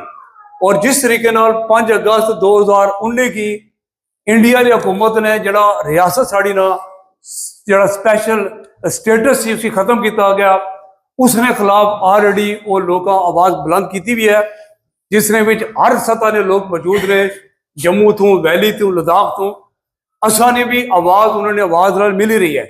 लिहाजा खौफजदा होने की जरूरत को नहीं, जिंदगी जी है सिर्फ एक बार मिलनी है। इतने असा जो बैठे हाँ असों की कोई पता नहीं कि असानी जिंदगी कितनी है, असा अगला 1 मिनट या सेकंड जिंदा है या नहीं। जिहड़ी जिंदगी है उसकी बावकार तरीके ना गुजारो, ऐसे तरीके ना गुजारो कि जिहड़ी तुसां आने वाली नस्लां उसों की सलाम पेश करन। ऐसी जिंदगी मत गुजारो कि तुसां आने वाली नस्लां तुसां पर लानतां भेजन। लिहाजा असा लानतां हासिल नहीं करनियां, असा वो बावकार रास्ता अपनी कौम की दसना है कि जिसने तमाम काबजीन जड़े रियासत जम्मू पर है ने जम्मू कश्मीर पर उन्हें तमाम रियासत चो असा काबजीन की बाहर करना, एक ऐसा मुल्क असा कायम करना सैकुलर मुल्क जिससे किसी पर कोई पाबंदी ना हो, किसी शिया सुन्नी भाभी व दीगर कोई भी ये लड़ाई इस रियासत के अंदर ना हो। अगर किसी मस्जिद जाना है वो अपनी मर्जी से जाए, नहीं जाना तो घर पवे, कोई बंदा उसने पर जबर ना करे। अगर कोई गुरुद्वारे जाना चर्च में जाना मंदिर च जाना वै वो उन्होंने पूरा हक हासिल है। असा ऐसी रियासत की आज़ादी की जदोजहद कर रहे हैं इतने लोग अपनी सोच फिक्र नाल एक भरपूर जिंदगी गुजारन और जिस वक्त मरन वो एक सुकून की मौत मरन। वो ये ना आखन कि जी असें कि अल्लाह ताला जिंदगी दी सी वो जिंदगी भी साड़ी जन्म च गुजरी है। लिहाजा असा लोगों की इस जन्म च करना है और ये जी दुनिया की जन्नत है इस जन्नत उन्होंने सीखने ना जीने ना रास्ता दिखाने। और उम्मीद है कि जी मैं गल्लां बातां कीतियां तमाम मोअज़्ज़ज़ ख़वातीन और हज़रात इनकी इसने पर अमल दरामद कर सन। जितना भी जितनी भी इसमें हिम्मत है उस हिम्मत की इस्तेमाल करी है। जालिम ने खिलाफ जदोजहद करो, जालिम कोई भी हो सकना, वो हिंदू भी हो सकना, सिख भी हो सकना, क्रिश्चियन भी हो सकना, तो मुसलमान भी हो सकना। मतलब जहन चो कड़ी उड़ो मुसलमान जालिम नहीं होना। ये जोड़े साढ़े बच्चे उन्हें मारे ये कि मारे, साड़ा पड़ोसी मुल्क पाकिस्तान मुसलमान है ना और इस्लाम ने यहाँ पर कायम होया तो किसी ने हाथ च कोई बंदूक नहीं सी, पुरअमन जदोजहद सी और गोलियां मारी तो रेंजर्स आ रहे उन्हें शहीद कर छोड़ा और उन्होंने खिलाफ पर्चा भी नहीं दर्ज हो रहा कातला ने खिलाफ। इसमें तो बड़ा जालिम और जुल्म क्या हो सकना। लिहाजा असा ये लड़ाई जब थोड़ी असा ने जिंदगी है साढ़े जिस्म की जान बाकी है असा ये लड़ाई लड़सा और ये लड़ने मरसा इंशाल्लाह। और उम्मीद है कि बाकी लोग भी बहुत शुक्रिया। बहुत शुक्रिया जनाब महमूद अहमद कश्मीरी साहब। आपने जो पाकिस्तानी मकबूजा जम्मू कश्मीर के जो लोग हैं उनको जो आज़ादियाँ हासिल हैं उनका प्रोपेगेंडा तो बहुत है कि उनको हर तरह की आज़ादी हासिल है, लेकिन आपने एक जामे अंदाज में बताया कि उनको क्या क्या हुकूक हासिल है और क्या प्रोपेगेंडा किया जा रहा है। इसके बाद मैं अपने माज़ूम मेहमान जनाब परवेज़ फ़तेह साहब और यूनुस खान साहब को यह आमद पर खुशामदीद कहता हूँ जो अवामी बरकत पार्टी पाकिस्तान से ताल्लुक़ रखते हैं। Thank you very much sir. इसके बाद मेरे नेक्स्ट मुकर्रर है जनाब अमजद यूसुफ साहब, जो प्रेसिडेंट हैं United Kashmir peoples National Party Europe zone. मैं उनसे गुजारिश करूंगा कि वो अपने ख्यालात का इज़हार करें और मुख्तसर भी करें, लेकिन हमारा जो टॉपिक है कि जम्मू कश्मीर खिता बदलती हुई सूरत हाल पर जो इंसानी हुकूक़ की खिलाफ वर्जियाँ है उस पर प्लीज़। बहुत शुक्रिया जनाब सरफराज साहब। जब आपने मेरा नाम पुकारा तो कोई से आवाज़ आई कि मुख्तसर करें, तो मुख्तसर ही होगी। मगर चलो ये है कि हमारी मज़ूज़ ख़वातीन हमारे मेहमान यहाँ तशरीफ़ लाए, इनका शुक्रिया दो तो अदा कर दें। इतनी इजाज़त होनी चाहिए। तो तमाम मज़ूज़ ख़वातीन व हज़रात, हम तहे दिल से आप लोगों के शुक्रगुजार हैं कि आप हमारी इस कॉन्फ्रेंस में, इस प्रोग्राम में यहाँ तशरीफ़ लाए। शौकत साहब स्विट्ज़रलैंड से तशरीफ़ लाए हैं, नासिर साहब वहाँ स्विट्ज़रलैंड से ही तशरीफ़ लाए हैं। हमने इनको सुनना है। हम कुछ दिनों से तो इकट्ठे ही हैं और गुफ्तगू भी हो रही है और एक दूसरे से ख्यालात का आपस में तबादला भी हो रहा है। मगर ये सबसे अच्छा ये है कि जब ऑडियंस में बैठ के एक टॉपिक रख के उस पर बात सुनी और की जाए तो उसके कुछ मानी और मफ़हूम बनते हैं। मैं कोई लंबी बात नहीं करूँगा, एक दो मुख्तसर सी गुज़ारिशात। किसी ने यहाँ बात की अवामी एक्शन कमेटी के हवाले से, तो आज कल में एक छोटा सा क्लिप सोशल मीडिया पे आप सब लोगों ने भी देखा होगा कि वहाँ एक सहाफ़ी हमारे एक हुक्मरान राजा फारूक अदर से पूछता है कि ये अवामी एक्शन कमेटी की जदोजहद से जो काम हुआ है, ये इसमें लोगों की भलाई और बेहतरी का काम हुआ है। तो वो आगे से कहते हैं कि क्या भलाई है, आटा उनका काम था सस्ता करना और बिजली उनका काम था सस्ता करना, और आटा और बिजली सस्ते हो गए, उनकी जरूरत खत्म हो गई। फिर उनको वो कहता है कि उनका एक चार्टर ऑफ डिमांड है, तो कहता है वो चार्टर ऑफ डिमांड कैसे दे सकते हैं, वो क्या लगे हुए हैं, हम वो क्या वहां लगे हुए हैं। और फिर कहते हैं कि वो कहते हैं कि आम आदमी का मुतालबा, तो कहता है आम आदमी क्या होता है। और यही आम आदमी कल उठ के आपके सामने आप देखना कि ये फारूक अदर और उन जैसे वहां जो दिन ब दिन पार्टियां बदलते हैं उनको जाके ये वोट देंगे। और ये हमसे पूछते हैं कि आम आदमी कौन है और कमेटी कौन है और चार्टर ऑफ डिमांड कैसे दे सकते हैं। तो फारूक अदर क्या लगा हुआ है वहां, उस मुल्क के वारिस हम उसके वारिस हैं। हम वहां कोई चार्टर ऑफ डिमांड मांगे जहां हमारे हक है, हम पानियों पे, उन जंगलात पे, वहां के मिनरल्स पे, वहां की सरजमीन पे, वो कश्मीरियों का हक है और कश्मीरियों को वहां जो भी चाहे मांगे। ये मुजफ्फराबाद में बैठे हुए जो पाकिस्तान के इस्लामाबाद में बैठे हुए हुक्मरानों के गुलाम बने हुए हैं, ये हमें बताएंगे कि हमने क्या मांगना और क्या नहीं मांगना है। हम देख रहे हैं पिछले इतने अरसे से कि इन्होंने कश्मीरियों के लिए क्या किया है। और इनको दुख है कि बिजली क्यों सस्ती हुई, वहां के हुक्मरान को दुख है कि आटा क्यों सस्ता हुआ। गरीब आदमी के लिए जो आटा और बिजली सस्ती करेगा उसको, उनको शदीद प्रॉब्लम का शिकार है वो, कि लोगों ने अपने हक लेने के लिए अपनी आवाज बुलंद की है और हक लेकर बैठे हैं और मजीद वो अपने हकूक के लिए जदोजहद करेंगे। और दूसरी बात एक और जो पिछले दिनों एक मैं जो मेरे जहन में वो आया कि पिछले दिनों जंग हुई, जंग कभी भी अच्छी नहीं होती दुनिया के किसी खित्ते के लिए, किसी इंसान के लिए। जंग खत्म होने के बाद जो उसके नुकसान का वो देखा जाए तो दुनिया में सबसे भयानक चीज उस जंग के रिजल्ट होते हैं। कोई जीते, कोई हारे, कोई मरे। मगर वहां एक चीज मैंने देखी कि हम किसके गुलाम हैं। शुरू तो कश्मीर से हुई और हमें उन लोगों से हमदर्दी है, वहां जुल्म और ज्यादती की गई, हमने इसकी बार बार मजम्मत की, हमारी पार्टी ने मजम्मत की, हर आदमी ने उसकी मजम्मत कर। मगर हम वहां एक नोट करने की चीज थी कि हम जिनके गुलाम हैं वो सोचते कैसे, वो हिंदुस्तान और पाकिस्तान सोचते कैसे हैं, वो सोचते ऐसे हैं। आप इनकी छोटी सी सोच को देखें कि अगर यहां से बैठे हुए सोशल मीडिया पे लिखते हैं कि अगर हमने दिल्ली फतह कर लिया तो फलां अदाकारा हमारी है। इन्होंने औरत को एक जिन्स समझ के रखा हुआ है इन बेशर्मों ने। और वहां भी ऐसे ही बेशर्म बैठे हुए हैं कि जो इस तरफ की औरतों के लिए लिखते हैं कि फलां फतह करते, तो वो अदाकारों के लिए थे, वो जो आर्टिस्ट हैं उनके लिए करते थे। क्या आर्टिस्ट की जिंदगी नहीं होती है? वहां शर्म आनी चाहिए इन लोगों को। ये इनकी मेंटली सोच है। क्योंकि इस आप देखें कि किसी भावकार कौम का कोई गुलाम हो तो वो भी उनसे भावकार तरीके से बात करे। जब ऐसी बेवक्त और तोकीर किस्म की ये जो लोग हैं और वो एक दूसरे पे वहां उन्होंने ये लगाया हुआ कि आज हमने फलां जगह फतह कर ली, हमने फलां फतह करके ये करना है, और औरतों के बारे में इंतहाई घटिया और नाज़ेबा अल्फाज वहां इस्तेमाल किए गए। तो हम समझते हैं कि हमें कश्मीरियों को छोटी छोटी चीजों को, जो जहां भी हैं कश्मीरी, कोई जहां भी रह रहा है, डायस्पोरा है या वहां पीछे वतन में है, उसको हर अपने हुकूक के साथ साथ ऐसे नफ्सियाती और ऐसी चीजों का भी बागौर मुताला करना चाहिए और बागौर देखना चाहिए कि ये कौम को किस तरफ ले जा रहे हैं। क्योंकि हम डायरेक्टली पाकिस्तान में जो कुछ होता है उससे मुतासर होते रहते हैं, कश्मीरी भी उससे मुतासर होते हैं। महंगाई आए तो महंगाई से मुतासर है, अगर वहां कोई अच्छी एजुकेशन का निजाम आए तो वो भी उसमें फ्लो करता है, अगर वहां की बुरी एजुकेशन होगी तो वो भी उसी तरह फ्लो करेगा। क्योंकि हम उन्हीं के उस सिलेबस को पढ़ के, उन्हीं की उन चीजों को इस्तेमाल करके वहीं उन्हीं के साथ हमारे तमाम असरात वहां से पैदा होते हैं।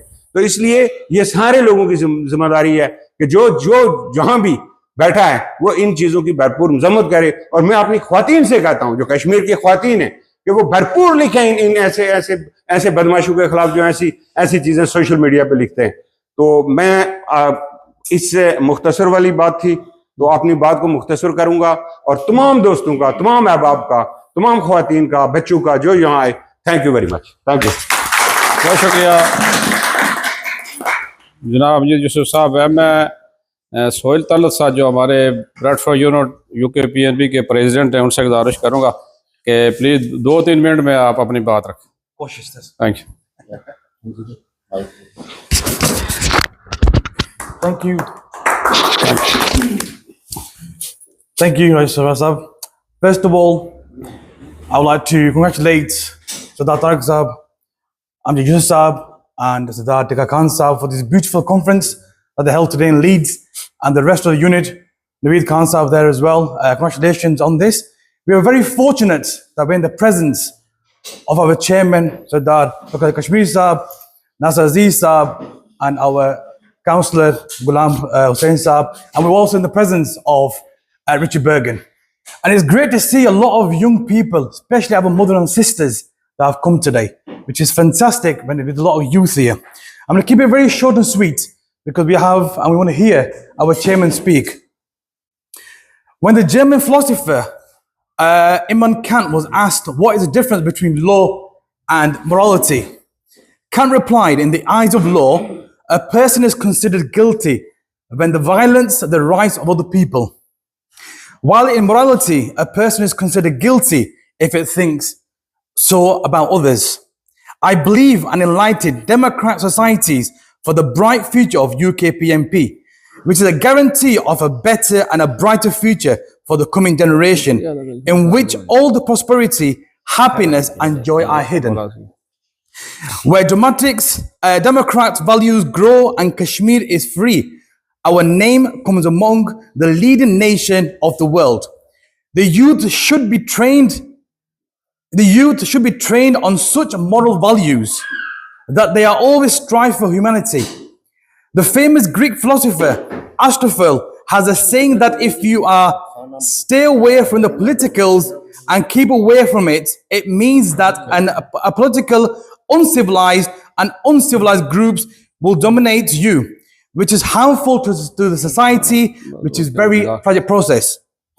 The partition of October 1947 has scattered the fragments of the composite society of Kashmir. The harmony society that had been stable for thousands of years has been reduced to ashes by the sparks of religious divisions. Kashmiris have been massacred with all their might in the guise of religion, gangsters and looting have done around Kashmir. After the partition of Kashmir, a few decades have passed in which the killings and the destruction communities during the chores of partition were justified in one way or another. Kashmiri language and literature has been ridiculized. Customs related to marriage and other social events have been rejected by labeling them as Hindus. But no nation has the whole can remain separate from the culture and the history for long. This is what is happening in Kashmir today. They are now rediscovering that there's history, there is literature and society. We need to struggle to lead present day for Kashmir on the secular and the democrat path. At present, millions of Christians, Hindus, heretics, and pundits live in Kashmir. There is no such movements to connect them with society and psychopolitical and culturally. The largest political parties in Kashmir, especially in Pakistan-occupied Kashmir, have no representative and organizational levels of minority population. Even small tribes are not respected there.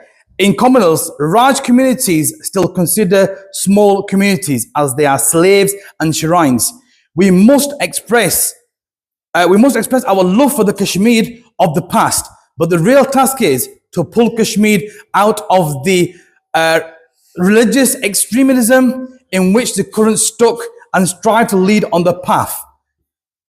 The only way to love and pay tribute to Kashmir of the past is to strive to lead the present Kashmir on the path on the constant values of religion, political, social, and cultural terms. Thank you very much. Enjoy the rest of the evening, guys. Thank you. Thank you. अच्छा, इसके बाद मेरे next मुकर्रर जनाब सरदार नासिर अजीज खान साहब, जो United Kashmir people national party के central spokes person है और United nation human rights council और इंटरनेशनल फोरम पे जम्मू कश्मीर के अवाम के लिए मैं समझता हूँ कि एक भरपूर और तवाना आवाज़ है और उनकी हकीकी तौर पे उनकी नुमाइंदगी कर रहे हैं। जनाब स्विट्ज़रलैंड से तशरीफ़ लाए। जनाब मैं नासिर अजीज़ खान साहब से गुजारिश करूँगा कि वो अपने ख्यालात का इज़हार करें। बहुत शुक्रिया राजा सरफराज साहब। आज की तकरीब के प्रेसिडेंट सरदार तारिक खान साहब, president United Kashmir peoples National Party United Kingdom, आज की इस खूबसूरत इवेंट के मेहमान खुसूसी चीफ गेस्ट सरदार शौकत अली कश्मीरी साहब, chairman United Kashmir peoples National Party, हमारे इंतहाई काबिल एहतराम मोहतरम गुलाम हुसैन साहब, महमूद कश्मीरी साहब, तलत साहब, अपने जो लीड्स के यूनिट के प्रेसिडेंट हैं नवीद साहब, ताहिर टिक्का साहब, जितने भी दोस्त यहाँ पे मौजूद हैं, और स्पेशली आज जो वीमेन की प्रेजेंस है, तो हमें इंतहाई खुशी हुई कि आप सब लोग तशरीफ़ लाए, क्योंकि आप इस पॉपुलेशन का हाफ हैं और without empowerment of women society can not progress and thrive. ये हमारा वो फ्रीडम, डेमोक्रेसी, इक्वालिटी हमारा स्लोगन भी है। इक्वालिटी पे बिलीव करते हैं और हमारी ख्वाहिश है कि आप लोग ज़्यादा से ज़्यादा सामने आएँ, सियासत में हिस्सा लें। और ये हमारी जो पार्टी है मुत्तहिदा कश्मीर पीपल्स नेशनल पार्टी, वहाँ पे जो कौम परस्त पार्टियाँ उनमें से ये वाहिद पार्टी है जिसने पहली दफ़ा ख़वातीन को एम्पावर किया। और 2012 में हमारी जो सीनियर वाइस चेयरपर्सन थी नाइला खानीन साहिबा, उन्होंने बड़ा डायनामिक रोल प्ले किया वहाँ पे वीमेंस को ऑर्गेनाइज करने के लिए। मैं United Kashmir peoples National Party United Kingdom का मशकूर हूँ कि आपने मुझे इस काबिल समझा कि शील्ड पेश की। तो ये हमारा एक मोरल भी और नेशनल ड्यूटी भी है कि जो कश्मीर के अंदर बसने वाला हर इंसान है उसके लाइफ, लिबर्टी और डिग्निटी को प्रोटेक्ट करने के लिए अपना रोल प्ले करें। और थैंक्स टू सरदार शौकत साहब और जो हमारे सीनियर्स थे, उन्होंने यूनाइटेड नेशंस में एक वहाँ पे उनका एक मकाम था, एक वहाँ तक एक्सेस थी, तो उन्होंने हमें भी वहाँ पे इंट्रोड्यूस किया। और लास्ट 20 ईयर से मैं रेगुलर वहाँ पे सेशंस में पार्टी की तरफ से मुख्तलिफ प्रोग्रामों में शिरकत करता हूँ। और 1993 से सरदार शौकत अली कश्मीरी साहब वहाँ पे जा रहे हैं और कश्मीरियों के हुकूक के लिए बात करते हैं। पहले जब हम वहाँ पे जाते थे तो लोग कहते थे कि जी ये कश्मीरी हैं, क्योंकि ये मुस्लिम मेजॉरिटी कंट्री है कश्मीर, तो वो पाकिस्तान के साथ शामिल होना चाहते थे। कोई कहते थे जी ये इंडियन साइड ऑफ कश्मीर के हैं, लेकिन अब वहाँ पे जब होते हैं तो वो कहते हैं कि ये कश्मीर का डेलीगेशन और वहाँ पे हम एज ए कश्मीरी पहचाने जाते हैं। ये सारे दोस्त गुलाम हुसैन साहब, महमूद कश्मीरी साहब, तारिक साहब, सब दोस्त वहाँ पे जाते हैं। अमजद साहब, आपने देखा कि हमारा जो वहाँ पे आप देखें कि हिंदुस्तान है तकरीबन 1.5 करोड़ इंसान, 1.5 अरब इंसान वहाँ पे बसता है। इसी तरह चाइना भी 1.5 अरब इंसान है, लेकिन आपने देखे होंगे कि यूएन में हार्डली 10 से 15 लोग उनके आते हैं वहाँ पे, और हमारी पार्टी का 70 से 80 से लेकर 90 लोगों का डेलीगेशन भी वहाँ जाता है। बहरहाल क्योंकि वक्त का इशू होता है, मैं थोड़ा मुख्तसरी करूँगा, लेकिन चंद इम्पोर्टेंट जो टॉपिक्स हैं, पॉइंट्स हैं, उनको हाईलाइट करना ज़रूरी है। जो state of Jammu and Kashmir है, जिस तरह मैंने एक सवाल भी रेज़ किया, पाकिस्तान और हिंदुस्तान जो हमारी रियासत के काबिज हैं, तो वो प्रोपेगेंडा करते हैं कि जी अक़वाम मुत्तहिदा की जो रेजोल्यूशंस हैं वो रेलिवेंट नहीं रही क्योंकि वो बहुत पुरानी हो गई हैं, लिहाजा वो चाहते हैं कि स्टेटस को जो है उसी बरकरार रहे, इधर हिंदुस्तान इधर पाकिस्तान। बहरहाल as a son Kashmiri, as a son of soil, as a patriot Kashmiri, हम लोगों ने इनको हर फोरम पे टफ टाइम दिया है और इनके जो अज़ाइम हैं कि हमारे मुल्क को जबरी तौर पर तकसीम रखना चाहते हैं, उनके सामने हम एक दीवार बने हुए हैं। आज देखें कि यहाँ MP ने कहा कि UN की रेजोल्यूशंस वेरी मच रेलिवेंट हैं। शिमला एग्रीमेंट के तहत इन्होंने कहा था कि हम कश्मीर का मसला हल करेंगे और दीगर मसाइल भी हल करेंगे। शिमला एग्रीमेंट हुआ था 1972 में और लास्ट 53 ईयर से ये कोई मसला हल नहीं कर पाए। उसके बाद भी जंगें होती रही। 1.5 लाख कश्मीरी अपनी जानों से गया। इनकी जो प्रॉक्सी वार है, प्रॉक्सी पॉलिटिक्स है, उसकी नज़र हो गया। बहरहाल हमारी पार्टी को ये एजाज़ हासिल है कि हमने कभी पार्टी शावनिज़म का मुजाहरा नहीं किया। हमने कभी ये नहीं कहा कि ये UK PNP का मेंबर है, एक्टिविस्ट है, तो उसी के राइट्स प्रोटेक्ट होने चाहिए। शौकत साहब ने सब दोस्तों को कहा कि जो भी कश्मीरी कभी भी आपको हेल्प के लिए कहता है, उसको हमारी ज़रूरत है, आप उसके लिए ऑल आउट रहिए। उसके बाद उसका अपना ज़र्फ, उसका अपना करैक्टर शुरू हो जाता है कि वो पार्टी के साथ सिंपैथाइज रहता है, पार्टी के नज़रियात को मान के आगे चलता है या चलती है पार्टी के साथ, ये उसके बाद उसका करैक्टर शुरू होता है। लेकिन आप देखिए कि ये कोई खुद से अपनी तारीफ करने वाली बात नहीं है, लेकिन जो हमारी पार्टी है उसके पास जो कैडर है, जिनके पास ये सलाहियत है कि वो लॉबिंग कर सकते हैं, डिप्लोमेसी की उनको नॉर्म्स हैं, उनको पता है कि कौन से फोरम पे बैठ के किस तरह बात करनी है। बेशुमार लोग नारे लगाते हैं, बेशुमार लोग कौम परस्ती के दावेदार हैं कि जी हम कश्मीरी कौम परस्त हैं, लेकिन वो हमेशा श्रीनगर की तरफ दौड़ते रहे कि जी हमने श्रीनगर को लिबरेट कराना है।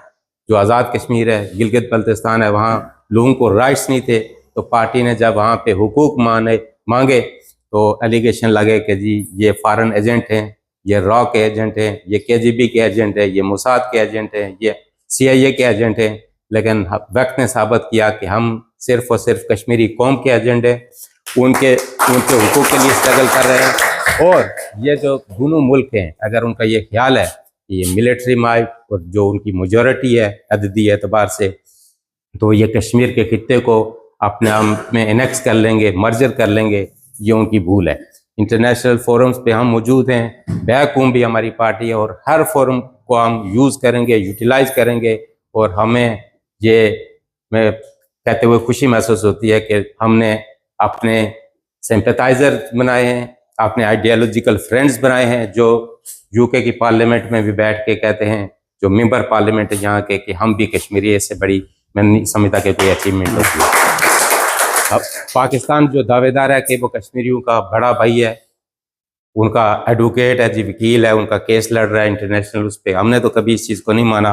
पाकिस्तान इलीगल ऑक्युपायर है। 22 अक्टूबर 1947 में पाकिस्तान ने इन्वेड किया कश्मीर को और फोर्स डिवीजन की बुनियाद रखी और ब्लड शेड और डिस्ट्रैक्शन की जो उसने बीज बोए, आज तक कश्मीरी मर रहे हैं।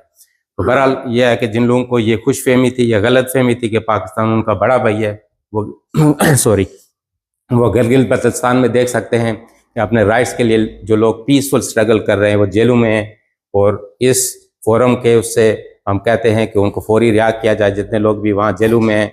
आप ये 2 बच्चे देखें, 2 भाई थे सके, एक ग्रेजुएट था, एक के पास मास्टर डिग्री थी। पहले इनको जो एक्सट्रीमिज्म है, टेररिस्ट ग्रुप्स वहाँ पे फ्री घूम रहे हैं, उनके साथ इनके लिंक्स बने। फिर इनको कहा गया कि आज़ाद कश्मीर में जो अवामी हुकूक की जो स्ट्रगल है, वहाँ पे जो लोग हैं जो आज़ादी की बात करते हैं उनको टारगेट करें, तो इन्होंने इनकार किया। जरनोश ने एक वीडियो बनाई, सोशल मीडिया पे उसको अपलोड किया कि मुझे कह रहे हैं कि कश्मीरियों को मारें, तो मैं ये काम नहीं कर सकता, मैं पैट्रियाट कश्मीरी हूँ, मैं किसी अपने भाई की जान नहीं ले सकता। तो आप देखिए कि उनको फेक इनकाउंटर में एक्स्ट्रा जुडिशली किल कर दिया गया। तो इस तरह की वहाँ पे सिचुएशन है। जो अनएम्प्लॉयमेंट है, यूथ को ये डिस्ट्रैक्ट करते हैं, पहले मज़हब के नाम पे उनको कहते हैं आप जिहाद के लिए वो तैयार करें, उनको ट्रेनिंग देते हैं, वेपन्स देते हैं, और जब वो कोऑपरेट करने से मना करते हैं तो उनको मार देते हैं। ये एक माँ के 2 बच्चे, 2 ही बेटे थे, उनके दोनों को उन्होंने मार दिया। वो इंसाफ मांग रहे हैं, वो कहते हैं कि जुडिशियल इंक्वायरी होनी चाहिए, लेकिन वो अथॉरिटीज़ कहती हैं जी जुडिशियल इंक्वायरी हम इस मामले में नहीं कर पाएंगे। फराज शौकत साहब ने भी बात करनी है तो एक दफ़ा आप सबका शुक्रिया कि आप तशरीफ़ लाए। इसी तरह अगर हम आगे बढ़ते रहे, लॉबी करते रहे, डिप्लोमेसी में अपना काम करते रहे तो वो दिन दूर नहीं कि हमारी रियासत यूनाइटेड भी होगी, इंडिपेंडेंट भी होगी और पूरी दुनिया में एक महज़ब मुल्क के तौर पर उभरेगी। बहुत शुक्रिया जनाब नासिर अजीज़ खान साहब। अब मैं उस अजीम शख्सियत को दावत ख़िताब देना चाह रहा हूँ, exile chairman United Kashmir peoples National Party Sardar Shaukat Ali Kashmiri साहब। मैं ये समझता हूँ कि उन्होंने अपनी ज़बान तालीम इल्मी से ही अपनी ज़िंदगी जो है ना जम्मू कश्मीर के अवाम की, उनकी हक़ आज़ादी, उनके हुकूक दिलाने के लिए वक़्फ़ कर रखी है। और गुज़श्ता 25-26 साल से वो एग्ज़ाइल में हैं। उनका सिर्फ यही कसूर था कि वो ये 80 और 90s की दहाई में ये कहते थे कि हमें अपने वसाइल पे हमें अपना कंट्रोल चाहिए। वो अपने हक़ आज़ादी की बात करते थे। और मैं समझता हूँ कि उनकी आज जो हम लोग या हमारे बैकूम में जो भी लोग जिनकी ज़ुबान पे ये नारा है कि अपने हुकूक के हवाले से जो बात करते हैं, मैं ये समझता हूँ कि ये उनकी देन है और उनका ये हमारे लिए एक रोल मॉडल है कि जिसकी वजह से आज मैं समझता हूँ कि जम्मू पाकिस्तानी मकबूजा कश्मीर में जो भी पिछले अरसे में जो उनकी हुकूक के लिए, जो उनके बेसिक राइट्स के हवाले से मूवमेंट चल रही थी, जो नारे आज लोग लगा रहे हैं, इन्होंने आज से तकरीबन 80 की दहाई में उन्होंने ये नारा दिया। मैं अब दावत ख़िताब दूंगा जनाब सरदार शौकत अली कश्मीरी साहब से कि वो अपने ख्यालात का इज़हार करें। Thank you.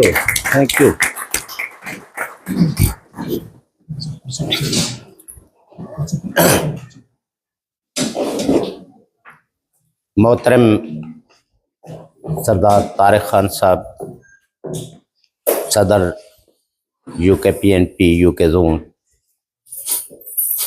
मोहतरम अमजद यूसुफ साहब, सदर यूरोप जोन,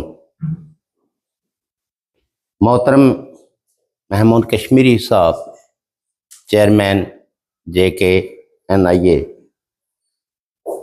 मोहतरम सरफराज साहब,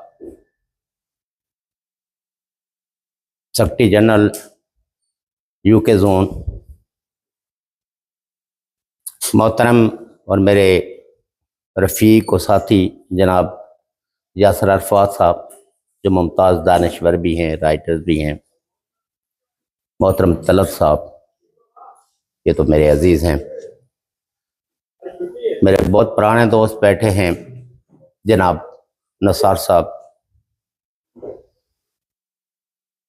सिद्दीकी साहब, परवेज़ फ़तेह साहब, हमारी पाकिस्तान की तरक्की पसंद तहरीक का एक मुक़्तदर नाम है, और हमारे पार्टी के दस्तेबाजू जनाब गुलाम हुसैन साहब, ये हमारे बहुत लंबे अरसे के दोस्त और साथी हैं। गुफ्तगू आपने बहुत सुन ली। अब ये मेरा मजाज नहीं है कि जो बातें पहले से कही हुई हों उन्हीं को घुमा फिरा के मैं भी आपकी समा खराशी करूँ। मेरी बहनों, मैं सोच रहा था कि लीड्स में प्रोग्राम है तो मैं उसकी इब्तदा कहाँ से करूँ। तो मैं अपने तमाम नए दोस्तों को ये बताना चाहता हूँ कि इस लीड्स में 2 शख्सियात का बड़ा अहम रोल है इस पार्टी को बनाने में। मर्दों में सरदार तारिक साहब का और ख़वातीन में मेरी बहन साइका का। साइका साहबा, क्योंकि अमजद यूसुफ साहब मेरे कश्मीर ज़माने तालिब इल्म से ही इस सफ़र के दोस्त और साथी रहे हैं, तो इनकी निस्बत से मैं आमतौर पर जब यहाँ आता था तो इनके घर में क्या करता था, ये तो ये ले गए। लेकिन साइका साहिबा ने मुझे जिस तरह ट्रीट किया, मेरे जानने वाले कोई लीड से, कोई ब्रेडफोर्ड से, कोई मैनचेस्टर से, कोई लंदन से, और मैं सच्ची बात यह है कि बहुत दफ़ा शर्मिंदा भी होता था कि लेकिन इस मेरी बहन ने वक्त खाने के वक्त कोई आया तो उसको खाना सर्व किया, चाय या नाश्ते के टाइम पर कई लोग तो सुबह 7-8 बजे भी आते थे। तो इसने इस पार्टी को मजबूत और इन राब्तों में एक बहुत ग्रां कदर खिदमत अंजाम दी है। बाकी हमारी पार्टी का तो वो ये देश से परंपरा रही है कि जो कोई भी ज़रूरतमंद है, जिसकी भी हम अपनी बसात के अंदर कोई मदद कर सकते हैं, कोई हेल्प कर सकते हैं, वो ज़रूर की जानी चाहिए। और वो हमारे दोस्त और साथी, मैं फ़ख्र से कह सकता हूँ कि जिसको भी किसी ने कहा, जिसको भी किसी ने मुश्किल में पकारा, उसने ना अपना टाइम ना अपनी तरजीह जो किसी और चीज़ की थी, नहीं, उसने कहा पहले मैं इसके मसले को हल कर लूँ। वैसे तो आप सारी ही मेरी बहनें हैं, यहाँ तशरीफ़ लाई हैं, मुझे बहुत खुशी हुई है। और कई एक मेरे बच्चे हैं, बच्चियाँ हैं।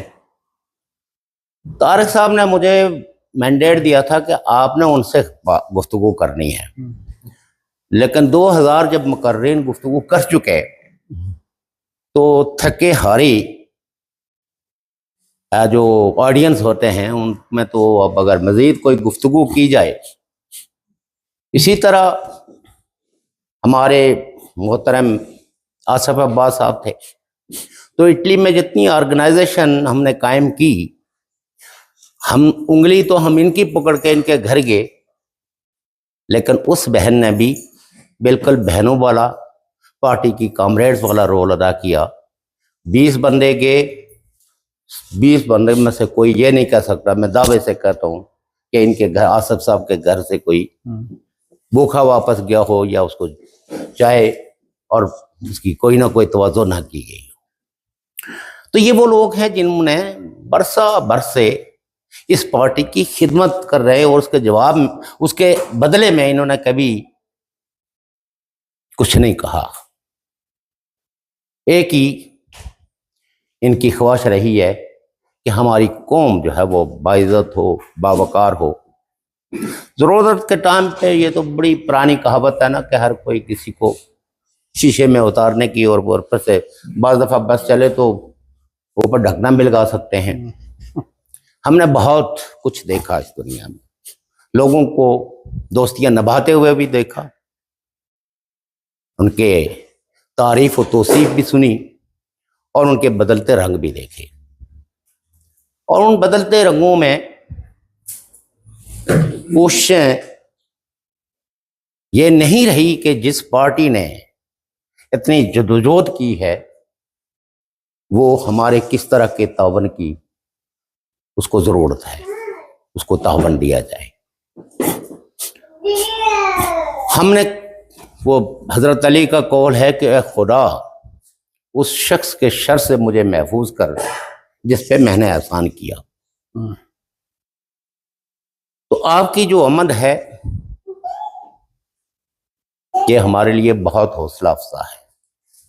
और यूरोपियन पार्लियामेंट, ब्रिटिश पार्लियामेंट के अंदर भी हमारी ख़वातीन ने सिर्फ मैज ऑडियंस की तरह आके, आज तो मैं तो चाहता था कि अपनी बहनों को सुनूं, वो बातें करें और उनका ये भाई उनको सुने, मेरी बच्चियां बात करें। बल्कि मैंने तो अपने को कहा भी, कोई कुछ सवाल करें। हमारे MP साहब थे, बहुत तरक्की पसंद और बड़े लेबर पार्टी के अंदर एक मुख्तदर लीडर हैं जो कंटिन्यूसली बहुत ऐसे इश्यूज पे गुफ्तगू करते हैं कि जो आपके हकीकी मसाइल हैं उनको टारगेट कर रहे हैं, और उनके साथ तावन भी करना चाहिए। हमारे बच्चे यहाँ सियासत में हिस्सा नहीं लेते, और सियासी प्रोग्रामों में चूँकि हम उनको कुछ डिलीवर नहीं करते तो इसलिए वो बोरियत भी महसूस करते हैं। और हमारे ये जो मर्द हजरात हैं, भाई की शक्ल में हैं, शौहर की शक्ल में हैं, बेटे की शक्ल में हैं, ये अपनी ख़वातीन के साथ घर में मुकालमा करने के लिए भी आमादा नहीं है। ये रोटी मांगेंगे, चाय मांगेंगे, या फिर बीवी की जानब से या बहन की जानब से या बेटी की जानब से जो डिमांड होगी वो मार्केट से ले आएंगे। लेकिन हम अपने समाज के जिंदा दुख हैं, जो हमारे माशरती मसाइल हैं, जो समाजी कवानीन हैं, उन पे हम कोई बात नहीं करते। वे हमारे फारूक नज़ीर साहब हैं, हमारी पार्टी के बहुत मुक़्तदर लीडर हैं, लेकिन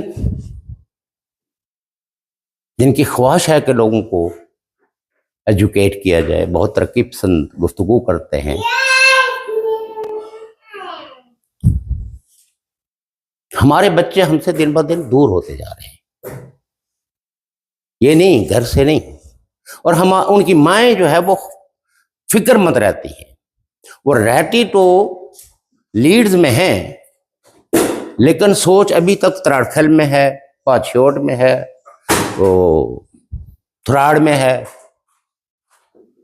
वो इस माशरे को समझ ही नहीं पा रही है।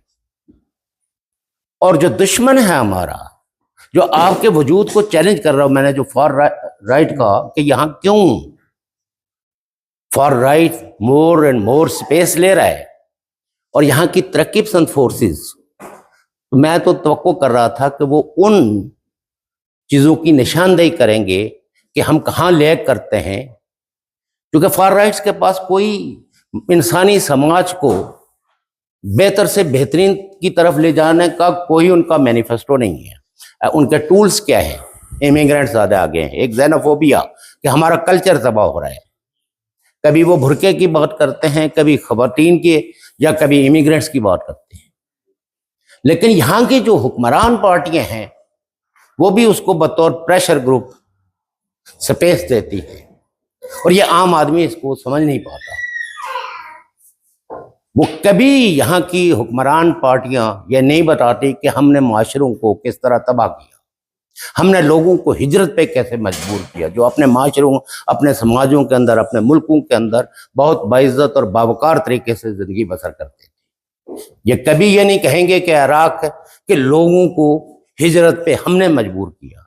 ये कभी ये नहीं कहेंगे कि लीबिया के लोगों की हंसती बसती जिंदगी के अंदर हमने भूख मरी मुसल्लत की। उनका रूह और तन का रिश्ता जो है वो बरकरार रखने के लिए हिजरत के अलावा उनके पास कोई ऑप्शन नहीं छोड़ा।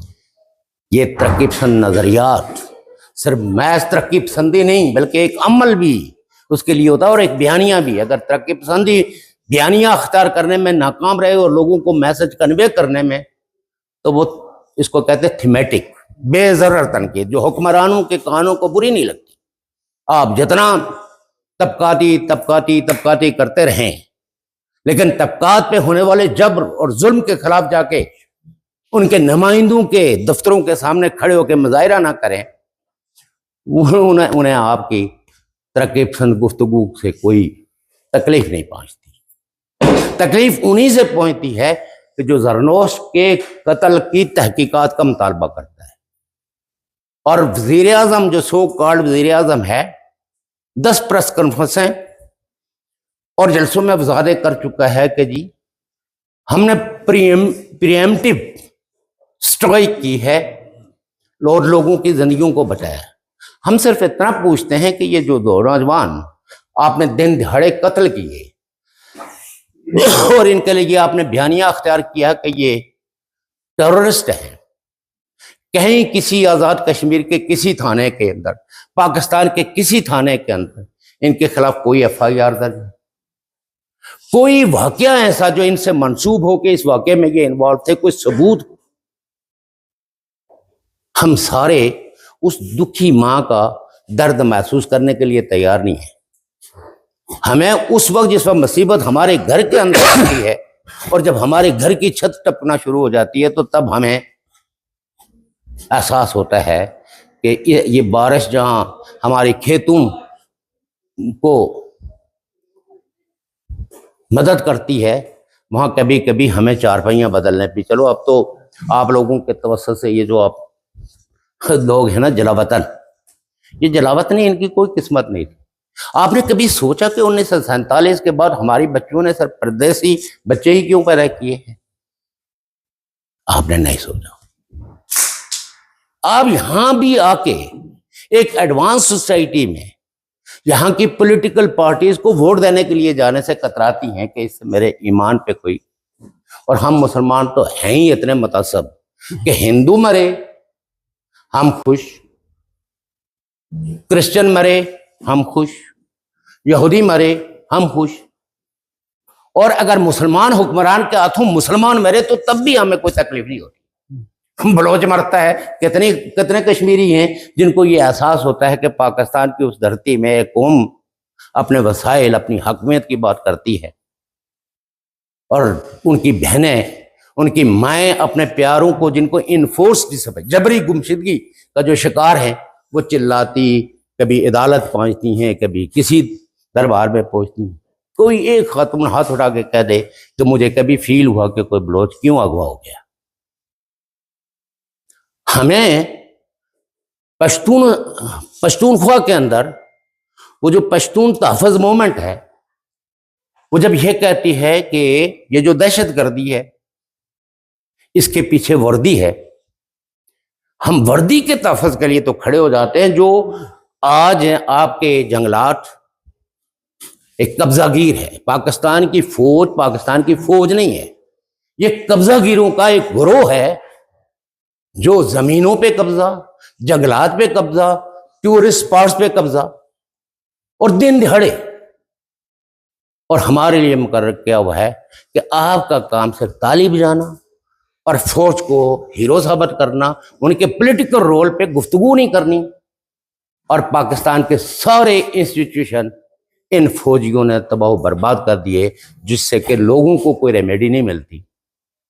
लेकिन हमारे तरक्की पसंद फिर भी कहते हैं कि जी हमारी फौज, उनको तो हम कुछ नहीं कह सकते ना, फौज तो उनकी अपनी होगी, लेकिन फौज का जो किरदार है इदारों को तबाह करने में, मुल्क को तबाह करने में, सकाफतों को तबाह करने में, और बंदूक लेके जो उन्होंने पहरे बिठाए हैं कि आप मुकालमा नहीं कर सकते, और मुल्ला खड़े किए हुए हैं कि अगर आप कोई तारीख की बात करें फट से नारा लगा देते हैं, ब्लास्फेमी होगी। कोई अगर ये कह दे कि हम हुसैन के साथ हैं, हम कलेजा चबाने वालों के साथ नहीं हैं, तो आप फतवा लगा देते हैं, उसको वो मुल्क छोड़ने पे मजबूर कर दीजिए, या तो सजाए मौत भुगतो तो या फिर मुल्क छोड़ के भाग जाओ। तो ये जो इस्लाम का जो misuse in the name of religion, जो आप एक दूसरे से नफरतें पाल के, और जो ये आइडियोलॉजी कि over we are superior than others, तो सुपीरियरिटी रेसिज्म को जन्म देती है। अगर कोई दूसरा वो करे तो वो तो आपको बहुत बुरा लगता है, लेकिन जो आप सुबह शाम जो रेसिज्म आप अपने घरों के अंदर भी फैलाते हैं, इस पे कभी आपने अपनी गुफ्तगू का अपना एहतसाब खुद नहीं किया कि हम दूसरे को जीने का हक क्यों नहीं देने के लिए तैयार है, दूसरे के मजहब का एहतराम करने के लिए क्यों तैयार नहीं है। रोजाना हम दूसरे मज़ाहिब के खिलाफ नफरतें उगलते रहते हैं, आग उगलते रहते हैं, लेकिन हम ये मानने के लिए तैयार नहीं जी we are superior, our religion is superior, और प्रॉफिट इज सुपीरियर। वो हमारा है ना, तो उसको दिल में रखिए वो एहतराम। लेकिन हम अब्यूज करते हैं बाकी तमाम मज़ाहिब को, और फिर हम कहते हैं जी हम मुसलमानों के साथ तअस्सुब हो रहा है, हमें कोई बर्दाश्त नहीं कर रहा है। बर्दाश्त कोई, वो तो करते हैं आपको बर्दाश्त, आप किसी को बर्दाश्त नहीं करते। मुल्क के अंदर अगर एक आके आपके कहीं पनाह ले ले, टेंट लगा ले, तो पूरा विलेज जो है ना वो सबसे पहले उस टेंट को उखाड़ेगा कि यहाँ तो ये पता नहीं कहीं घर ही ना तामीर कर ले, ये तो हमारी सहूलत की जगह थी। तो ये रवैये अगर 21वीं सदी में बरतानिया के अंदर आके भी मसावात का नजरिया, सनफी इम्तियाज को मिटाने का नजरिया, ये आप अख्तियार नहीं करेंगे तो यही माशरे आप लोगों के लिए जहन्नम बन जाएंगे। अगर इन बच्चों को सिर्फ आप इस खौफ में हैं कि ये कहीं अपनी पसंद की शादी ना कर लें, लिहाजा आप इनके पैरों पे बैठे रहें, या इनको फोर्स करें कि जिसको मैंने पसंद किया उसके साथ शादी करें, तो इसका मतलब यह है कि आप 21वीं सदी में नहीं, आप तो 7वीं सदी में भी नहीं है। 7वीं सदी के अंदर भी औरतें अपनी पसंद की शादी करती थी। हज़रत खदीजा ने तो खुद पर आफत को दावत दी शादी की, क्या नहीं दी? और यहां मुझे जो कुछ कहना है यहीं कहिए, मैं कभी बुरा नहीं मानूंगा। लेकिन अपने इन सो कॉल्ड फेथ्स को अगर तब्दील करके हम हकीकतों की दुनिया में नहीं आएंगे तो एक वक्त आएगा कि वो ये जो जेनोफोबिक कुफ्तें यहां बढ़ रही है कि हमारा गोरों का कल्चर जो है वो तबाह हो रहा है, तो वो यकीनन एक दिन आपको निकाल देंगे, क्योंकि आप एसिमिलेट होने के लिए तैयार नहीं है। आप यहां खड़े होकर कोई प्रोटेस्ट करने के लिए हमारी खवातीन तैयार नहीं है। क्या आपके मुल्क के अंदर जुल्म नहीं हो रहा है? हम यहां रहना तो चाहते हैं लेकिन यहां की नॉर्म सीखने के लिए तैयार नहीं है। हम तरक्की पसंद कहलाना तो पसंद करते हैं लेकिन तरक्की पसंद नजरियात को पढ़ने के लिए तैयार नहीं है। हम अपनी बेटियों के साथ मुकालमा करने के लिए तैयार हैं, उनकी राय आरा का एहतराम करने के लिए तैयार नहीं है। हम कहते हैं हम सुपीरियर हैं, हम आपके वालिदैन हैं।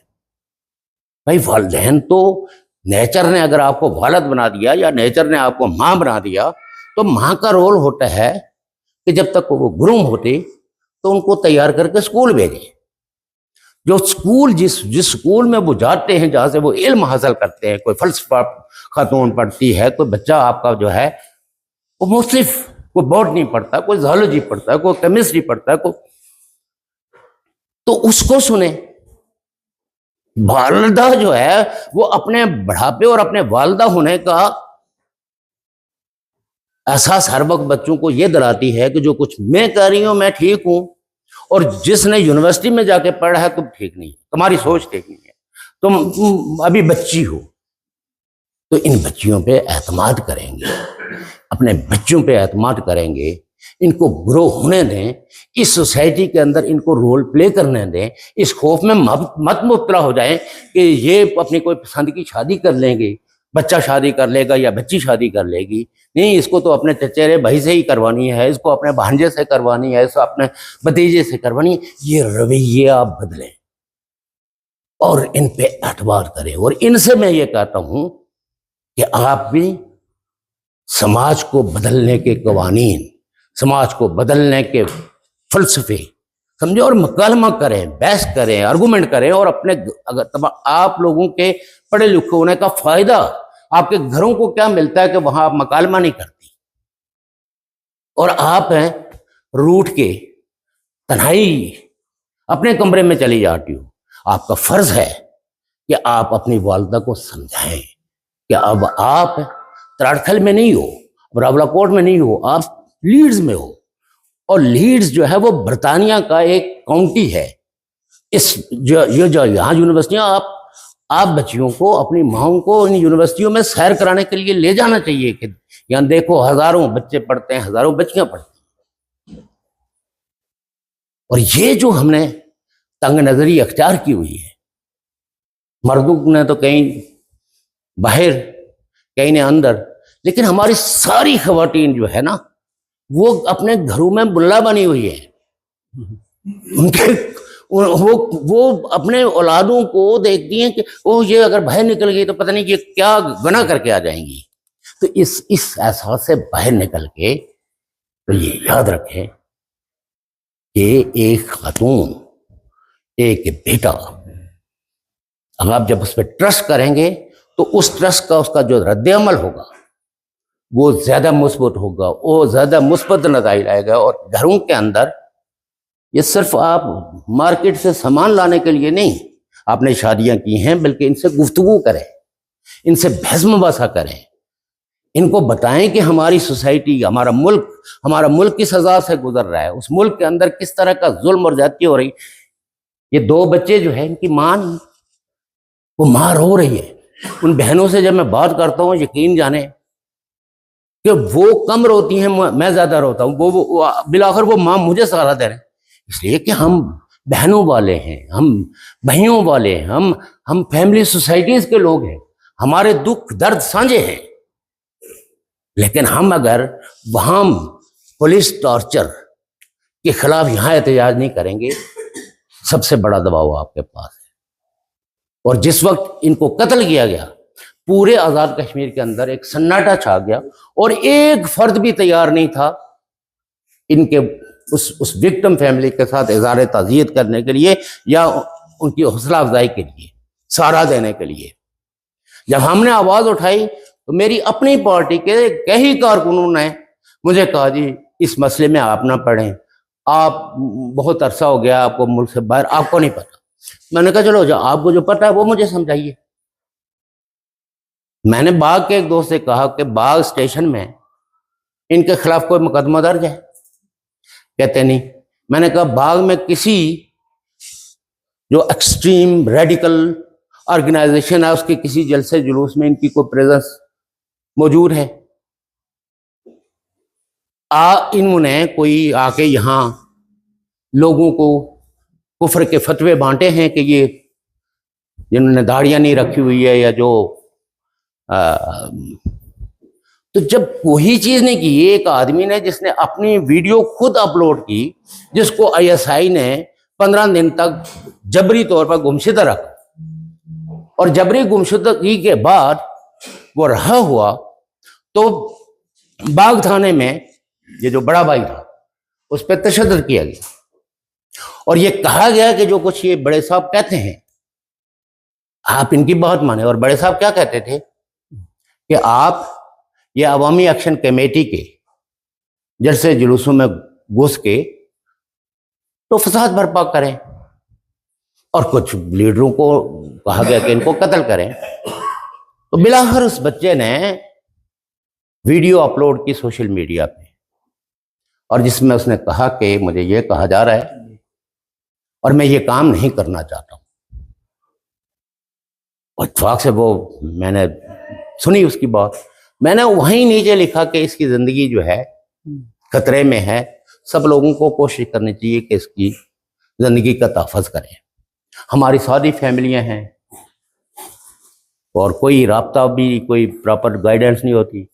रिश्तेदार जो है वो जाके पुलिस के सहूलतकार बन जाते हैं, तो उनको कहा गया कि कुछ भी नहीं होगा, हम हैं, हम आपके रिश्तेदार नहीं, हम आपके भाई नहीं। और नतीजा यह है कि डेड बॉडीज भेजी और एक ड्रामा रचाया गया कि जी ये 2 पुलिस वाले देखे जी इन्होंने बम फेंका उन पे तो इनके हाथ उड़ गए। हमने जब अपने तही तहकीक की तो पता चला कि उनको मार के कत्ल करके तो वहां एक सीन क्रिएट करने की, तो जब उसने वो ग्रेनेड पुलिस वाले ने खोला हो उसके अपने हाथ में फट गया और उसके दोनों हाथ, और जो साथ वाला था वो इतना शदीद जख्मी हो वो मर गया। लॉ ऑफ नेचर तो किसी न किसी शक्ल में सजा लेती है, लेकिन मैं ये कहता हूं कि मैं जितनी कोई इनकलाबी बातें कर लूं, लेकिन अगर एक मजलूम के साथ में खड़ा होके तो उसके दुख का मैं दावा नहीं करता हूं तो मेरी इनकलाबियत किसी काम की नहीं। सब पूरे आज़ाद कश्मीर में आप लोगों को सबको ही पता है, हमें कहते थे ये इस्लाम के खिलाफ हैं, ये कम्युनिस्ट हैं, ये दैरिये हैं। मैंने हमेशा वहां भी खड़े होकर कहा कि जिसके पास असल मजहब है वो आए हमसे गुफ्तगू करे, हम उन्हें बताएंगे कि कुरान में जो कुछ आप कह रहे हो ये कुरान में नहीं है। कुरान में तो है ला इकराहा फिद्दीन, कुरान तो मना करता है कि अकीदे के इख्तिलाफ की बुनियाद पे गले मत काटो। अगर कोई नहीं कन्विंस होता तो उसके लिए कह दो कि तुम्हारे लिए तुम्हारा दीन, मेरे लिए मेरा दीन। इससे बड़ी हमागी क्या होगी, इससे बड़ा सेकुलरिज्म सर क्या होगा कि लकुम दीनुकुम वलिया दीन, ये तुम्हारा दीन, मेरे लिए मेरा दीन। इस पे एक दूसरे के गले काटने की जरूरत नहीं है। फिर तंबीह की गई कि ला इकराहा फिद्दीन, कि भाई दीन सख्ती से नहीं, बंदूक की नोक से नहीं, तलवार के जरिए नहीं, इसको समझिए। इन्होंने झूठ मूठ उस मजहब को इतना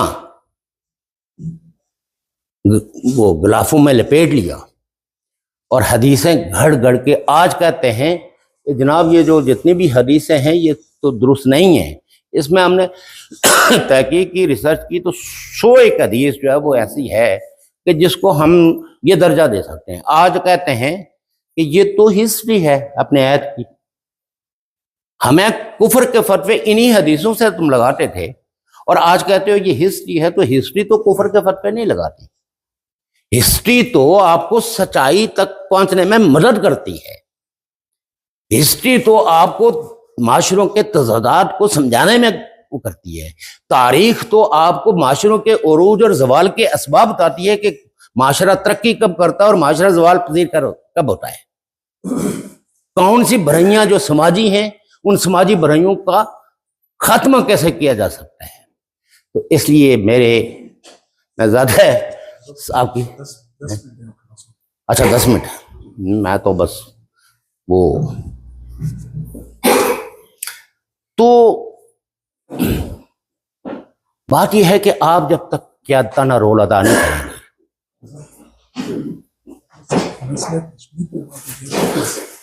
महमूद कश्मीरी साहब ने तो मसला कश्मीरी बयान किया है ना, कोई मैं अब उसमें कोई नया इजाफा करूंगा। और किसको नहीं पता मसला कश्मीर का।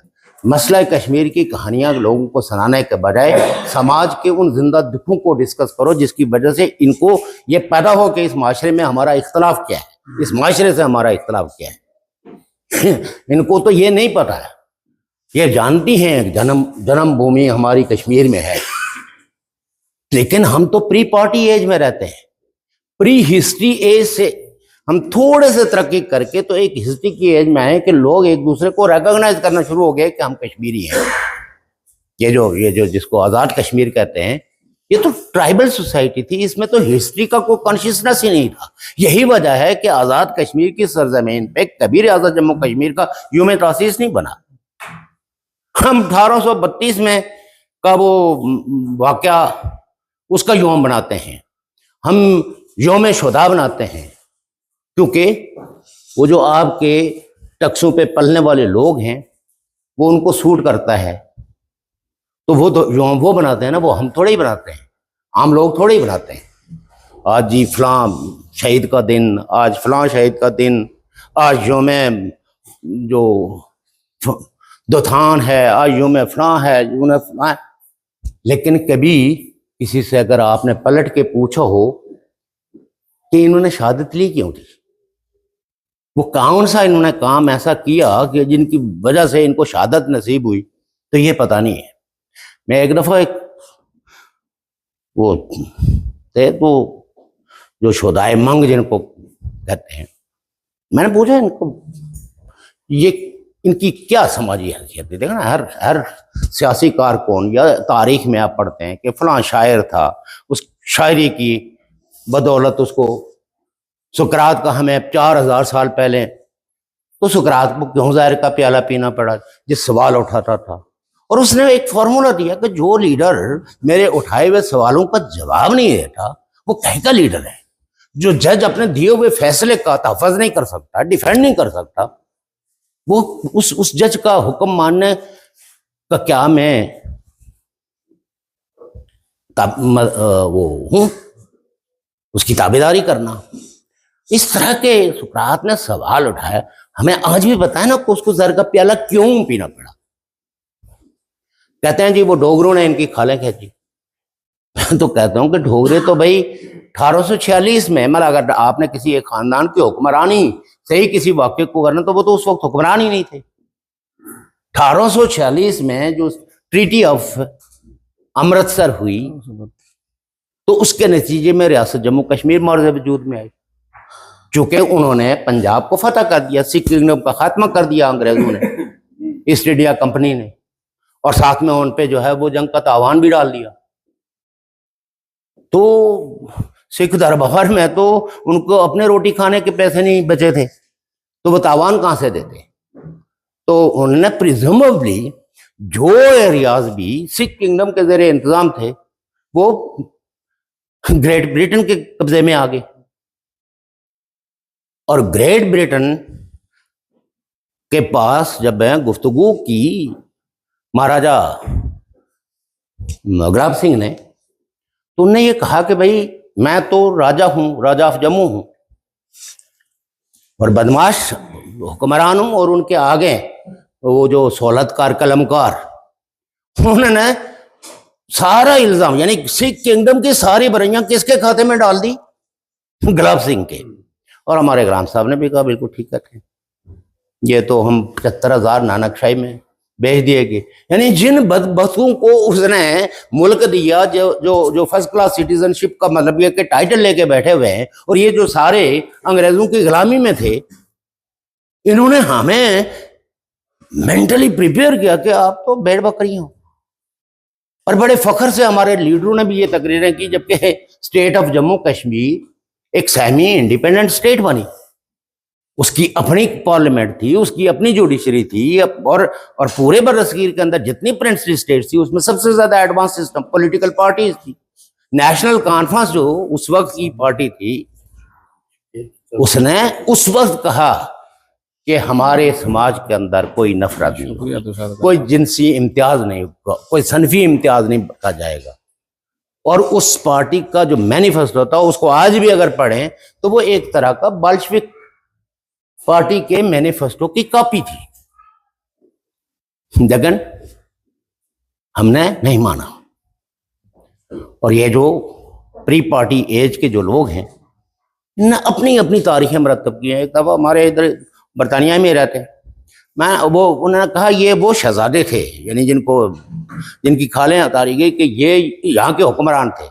मैंने कहा कोई किसी तारीख में तो लिखा होना चाहिए, तारीख अक़वाम पुंछ भी लिखी हुई है, तारीख रियासत जम्मू कश्मीर भी लिखी हुई है, तो इनकी तो मतलब यह है कि मांग तो मैं तो थाना जो है वो जाके तो 1980 के बाद थाना कायम हुआ, उसकी तो जो लोकेशंस के एतबार से मोस्ट आप कह सकते हैं कि एक एक्सट्रीम एरिया था, जहां तो जिंदगी की बहुत सारी चीजें जो है वो 80s की दहाई में लोगों को मिली, जिसमें तहसील हो गई या थाना हो गया, वरना नहीं तो चाहे वो त्राड़खल वाले हों या मंग वाले हों, वो तो जाके पलंदरी से कोई अपना चोरी होने वाले माल की FIR भी काटने के लिए उनको पलंदरी जाना पड़ता था।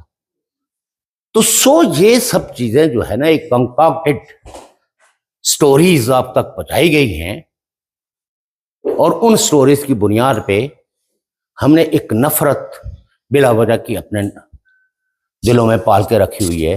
हम इंसान को इंसान के तौर पर देखने के लिए तैयार नहीं, और उसकी वजह से हमारी ख्वाहिशें क्या है, इस्लामी ब्लॉक बन जाए, अफगानिस्तान, पाकिस्तान, ईरान, सऊदी अरब, ये सारे मिल के फिर जाके इजराइल के आगे सजदा सभा करें। ख्वाहिशें हमारी दे लो, मतलब यह है कि जो बदमाश हुक्मरान आज पाकिस्तान के मेहनत कशों को, पाकिस्तान के डेमोक्रेट्स को, पाकिस्तान के ह्यूमन राइट्स डिफेंडर्स को बोलने का हक नहीं दे रहे, उन हुक्मरानों से हम ये ख्वाहिश कर रहे हैं कि ये ब्लॉक बना के तो लोगों को कोई तरक्की देंगे। ब्लास्फेमी की कितने स्कैम जो है वो हो गए, बल्कि एक मुजफ्फराबाद अपने मीरपुर की एक खातून, वो लोगों को बाकायदा वीडियो वो करके फिर उनसे ऐसी बातें करके वो रिकॉर्ड करके, तो तकरीबन पाकिस्तान में 600 लड़के वो अरेस्ट हैं कि इन्होंने तौहीन सहाबा की है। अब जाके वो स्कैम आस्ता आस्ता एक्सपोज हुआ है कि इट वॉज ए स्कैम, ये एक साजिश थी। तो कभी आप लोगों ने कहा कि भाई हमारे नबी ने ये बिल्कुल नहीं कहा। एक तरफ कहानियां पढ़ते हैं इस्लाम से कबल अरबों की हालत, और दूसरे लम्हे पढ़ते हैं इस्लाम के बाद अरबों की हालत। तो पहले की हालत में कहते हैं औरत जिंदा दरगोर होती थी, किंग गुलाम साहब यही कहते हैं ना। तो मैंने कहा ये इस्लाम से पहले ही, उस वक्त तक तो नबूवत नहीं आई थी, जिस वक्त हजरत खुदीजा ने 10-10 नौकर अपने मतलब बिजनेस चलाने के लिए रखे हुए थे। हमारी तो खातून आज भी अगर कोई अपनी किसी मजबूरी की वजह से कोई दुकान खोल ले तो पूरे खानदान को ताने लग जाते हैं कि देखो जी हुन अपनी बहू बिठाई छोड़नी दुकानों पर। यानी हम आज भी अरबों जो माँ कबल इस्लाम अरबों की हालत थी, हम उस हालत से भी आज भी बदतर हैं। और तब हमारा यह है कि हमको जन्नत में जाएंगे। वो कौन सी जन्नत में जाओगे, जन्नत को कभी समझा भी है? और हाँ, हम मर्दों को तो कहा गया कि आपके लिए 70 वोट हैं, आपके लिए क्या रखा हुआ है? मतलब बस अच्छा 2 कम हो गई, सॉरी। मैं ये कहता हूँ कि ये हूरों के लालच में आप नहीं, बल्कि जो उसकी दहन की जो तालीमात हैं, जियो और जीने दो का जो जो जज्बा है, दूसरे की खिदमत करने का, वो सीखो। ये वो सीखने के लिए तैयार नहीं है। ये बदतर हूरों वाले ये चाहते हैं कि औरत, एक हदीस होती है अजीब, जब आपकी और वो मौजूद है, ये नहीं कि मैं कोई अपनी तरफ से वो कर रहा हूँ, और जिस किसी को शक हो तो मैं वो निकाल के भी दिखा रहा हूँ कि अगर मर्द को बहुत भूख लगी हुई हो तो अपनी बीवी के थोड़ा सा गोश्त काट के वो, तो बीवी को भूख लगी हुई हो तो वो क्या खाए? इसका कोई जवाब नहीं है किसी के पास, लेकिन है सारे 5 वक्त। यानी राइट ऑफ वुमेन तो इस्लाम में मौजूद है, लेकिन जो इनका इस्लाम है फ्यूडल ट्राइबल, उसमें नहीं है। और जंगे सफैन के बारे में पूछो, जंगे जमल के बारे में पूछो कि भाई इसमें कौन, कहते ये तो फिर हमने फैसला कर सकते हैं ना जी, सारे बड़े जलील कदर थे। यानी जिस जो को या जो इस्लाम को मानने वाले हक और सदाकत का फैसला करने के लिए तैयार नहीं है कि कौन हक पे था और कौन गलत था, ये दुनिया को बदलेंगे, ये आपको जन्नत में पहुंचाएंगे। मतलब ये आपको नहीं, हाँ जी कातलीन उस्मान के वो भी ठीक थे जी, ये भी ठीक। भाई हजरत अली ने तो उनसे यही कहा ना, भाई कोई सिस्टम होता है, किसी कातिल को सजा देने की कोई अदालत लगेगी, कोई गवाह होंगे, ऐसे कैसे मतलब ये कि हम लोगों को यहाँ चौक में खड़ा करके उनको कत्ल कर दें? नहीं जी, हम जंगे सफैन, जंगे जमल कर दी। और तारीख तिबरी में लिखा हुआ है कि इंसानी लाशें, और इंसानी लाशें वो थी जो सारे सहाबा गए। मौसम खजां में दरख्तों से पत्ते झड़ जाते हैं, इस तरह लाशें पीछे। फिर आ गई हजरत अली और मुआविया की जंग, उसमें भी जब आर्गूमेंट करो, कहते जी फिर इसका फैसला तो हम नहीं कर सकते। भाई क्यों नहीं कर सकते? अगर सच जो है वो हम 4000 साल पहले सच तलाश कर सकते हैं, तो ये तो 1400 साल की बात है कि इसमें कौन हक पे था कौन हक पे नहीं था। किसने अपने नबी की बेटी का वो हक जो था, जो बतौर बाप उन्होंने अपनी बेटी को भाग दिया था, वो छीनने का हक किसको था? मैं हम जैसा मौजूद हूं तो मैं इनकी बेटी और बेटे को उठा के कंधों में फिरूं, और जब हम जैसा गायब हो जाए तो मैं उसको एक जोरदार तमाचा मार दूं। तो ये सोचिए, आप इंटेलिजेंट लोग हो, ज़हीन लोग हो, ये सफर करके आप बरतानिया पहुंच गए हो, तो लिहाजा इस पे मुकालमा करें, गुफ्तगू करें, तब जाके आपको समाज बदलने पे आपको कुदरत हासिल होगी। और माशरा, कहते हैं ना कि माँ की कोख तो बच्चे के लिए सबसे पहली यूनिवर्सिटी उसकी माँ की कोख और गोद होती है। तो खाना खाइए, कोई अगर तखातब में गलती हो गई हो तो आपका पूरा हक है, खाने के दौरान भी मुझसे पूछ सकते हैं। तो कश्मीर पे तो नासर साहब ने, गुलाम हुसैन साहब ने, इन सब लोगों ने आपको कश्मीर सुना दी है। तो मैं अब आपकी समख राशि करता हूँ, लेकिन रियासत जम्मू कश्मीर आपका मुल्क है, ये मान के चलिए और उसकी हिफाजत के लिए अपना किरदार अदा कीजिए। बहुत शुक्रिया।